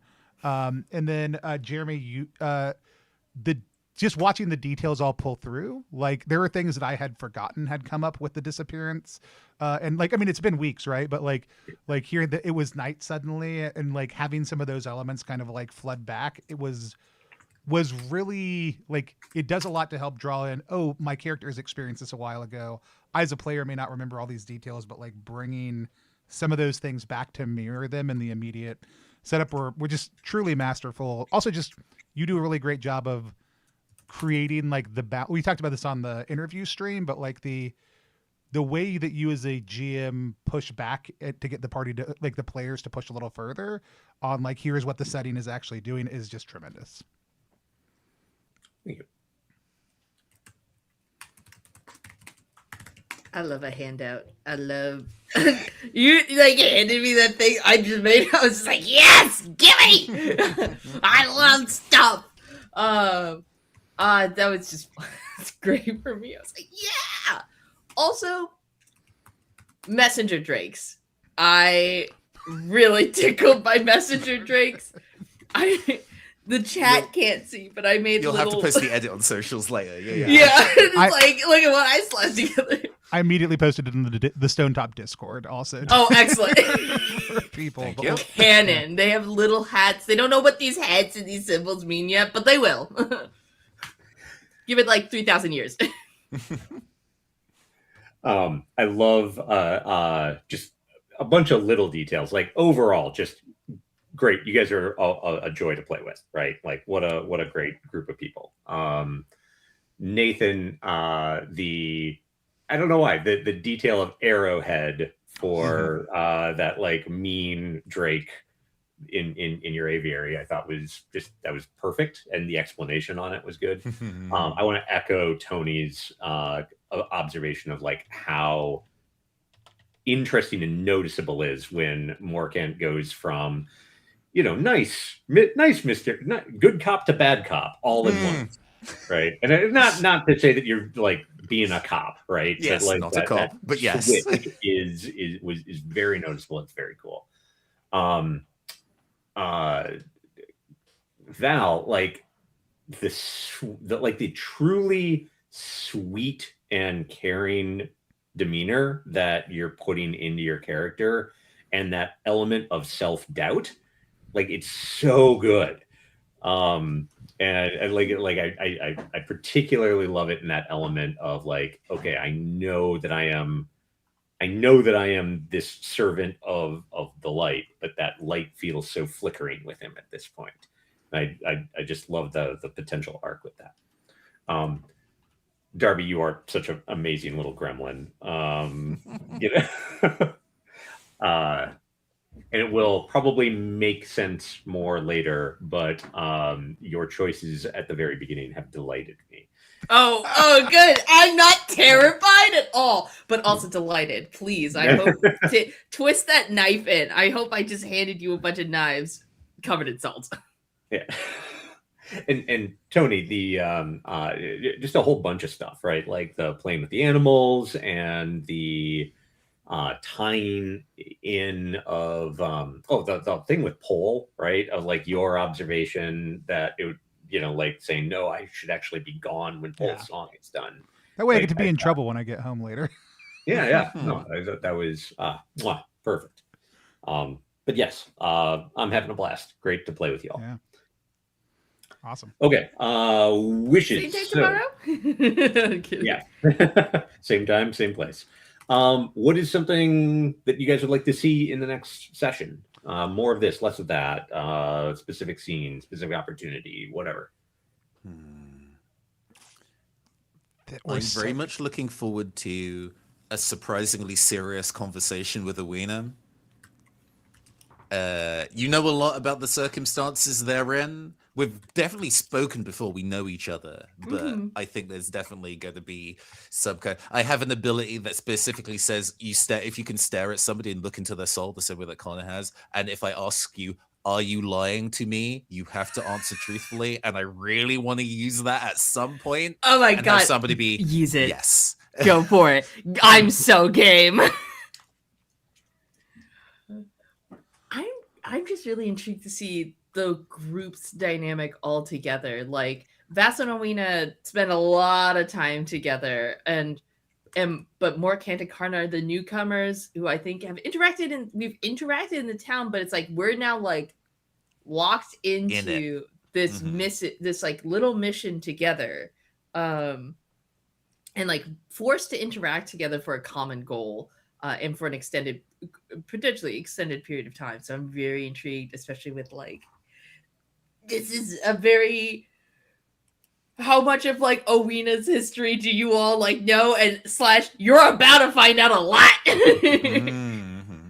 Why Luella was really glaring at Owena, like why Owena's paled and freaked out when the kids are talking about what happened to them. Just crash course in Stonetop history, baby. Yeah. I mean, I really love how queued up we are right now. And I will specifically call out, like, I'm really looking forward to seeing like how much, and we talked about this sessions here about how much the metaphysical or the natural is happening in front of us, and how those things are blended together, which is kind of a non-statement, except for I just want to make sure we highlight it, because like, I don't know, a giant snake just came up. We've got face stuff happening. We've also just got a missing kid, and where the blend of problems are there is really great. And I'm excited to see how they've all kind of been teased out together. My wish is, and I say this while handing a leather-bound folder over to Jeremy. When you open it, you'll see a bunch of knives. Please take any and all opportunities to really, really stab me in the sternum, and making Karna have to actually make choices about how he has to handle things. And yeah, that's my wish. My wish is, especially with the missing kid on the line, this is a great opportunity to really stick it to Karna in his faith and expected beliefs on how he should be handling things. But yeah, that's my wish. And of course, I want to see how this group does things Mhm. when we're in the thick of it, Mhm. which we'll find out tomorrow. Yeah. So we will. Anybody who's watching, Jeremy, anything else for end of session? Nope. Awesome. So if you're out there watching, we will be back tomorrow, same time. Also, if you ever missed anything, if you came in late on the stream, check out everything. It's archived immediately right over on our YouTube channel. If you're already watching on YouTube, you already know that. But you can also watch it here on Twitch. You can follow us here and most other places at +1exp.com. We have a couple really great other things coming up. Next week, we're going to be sitting down to talk to Meg Baker about the Other Kind system as a special pop-up. They've got Cyrun coming up. And then we are trying today to get to 100 followers on Navarre Jackson's Sooth Wardens RPG Kickstarter that's going to be going live in a couple of weeks on Navarre's birthday. So absolutely amazing creator. We're super excited to get Sooth Wardens out into the world. And there's a free quick start over on the +1 site where you can also pick up a copy of Stonetop if you were not a backer or haven't already done so. Digitals will come out right away. The rest of them will be shipping out next month. Given the amount of orders, probably into early July, we will have orders going out. There's plenty of copies on a boat headed here from China right now, and Jeremy and I have both got to hold copies in our hand. They're absolutely amazing. Absolutely gorgeous. Let's whip around real quick just to remind folks where they can follow you. Let's start with Val. Where can people find you online? Hi, folks. I'm Valiant Doran. I use he, his pronouns. You can find me all across the internet at Valiant Doran or at Otso Spirit Bear. Please enjoy that lovely treasure I just set you on. And if you liked seeing me here right now today, you can see me in a handful of hours over on Transparent RPG, where I play the misbeloved twin brother of the Chosen One. A very different vibe to Karna. And yeah, thank you all so much for the love and support. I'm going to pass it back to Tony. Nathan. Yes, I have once again been your high reading judge, Nathan Blades, tabletop RPG designer, streamer, voice actor, and general internet ne'er-do-well. I have been working on a very big tabletop RPG called City of Espers. It is an urban fantasy game about groups of psychics and queer community. If you want to go find out more about that, you can find that out at cityofespersrpg.com for a wide variety of different bits and pieces. But to talk about something that's actually on +1exp that you should absolutely check out, you should play The Wolves Will Swallow You by Will Yule, who is one of my best friends and fellow tabletop RPG creator. If you want to play House of Leaves, the tabletop RPG, go play that game immediately. Awesome. Love it. Darby. Hi, hello. My name is Darby, otherwise known as Chaotic Darby on the internet. Yeah, you can find me doing stuff and things. I don't think I have anything coming out this soon, but if you you can follow me on social media. I'm so good at these. I've been doing this for 6 years, and I fucking nail it every time. That's I great. love you so much. I do want to, before I let Jeremy tell you about him, I do want to shout out Lucy has been in the chat with us the whole time. Lucy, thank you so much for the art. We have custom character art for this, but also just making the game look so beautiful. Lucy and I have been cackling and talking since yesterday about a special plan to maybe get some art prints into folks' hands also too. So keep an eye out for more information about that on the +1 site. Jeremy, where can folks find you? What halls are you haunting? I don't haunt many halls. I am a bit of an internet recluse, but you can find me on Discord at the Stonetop Discord channel, which is, Tony, correct me if I get this wrong, ttrpg.link/Stonetop Discord. Correct. It's right. like we make it as easy as possible. It's pretty good. I just don't have the reps. So, it's hard to say. Other than that, you can find me at spoutinglore.blogspot.com, though I don't post there that often. But yeah, swing by the Discord, say hi. Awesome. And this is Newman. Yay! I will call out because they're on two different platforms because we multi-stream. Lucy also Cora over on YouTube says They compared your art to Nausicaa of the Valley and of the Wind manga, and they thought they wanted to let you know because it really moved them to pick up the books. Art is such an important part of games. Lucy's done such a great job bringing Jeremy's world to life. So, folks, if you haven't gone and checked it out yet, please do. We've never figured out a good way to end streams here on Plus One EXP, and at this point, we're not interested in doing so. So we're just going to wave at the camera until I take us off air. Bye, everybody.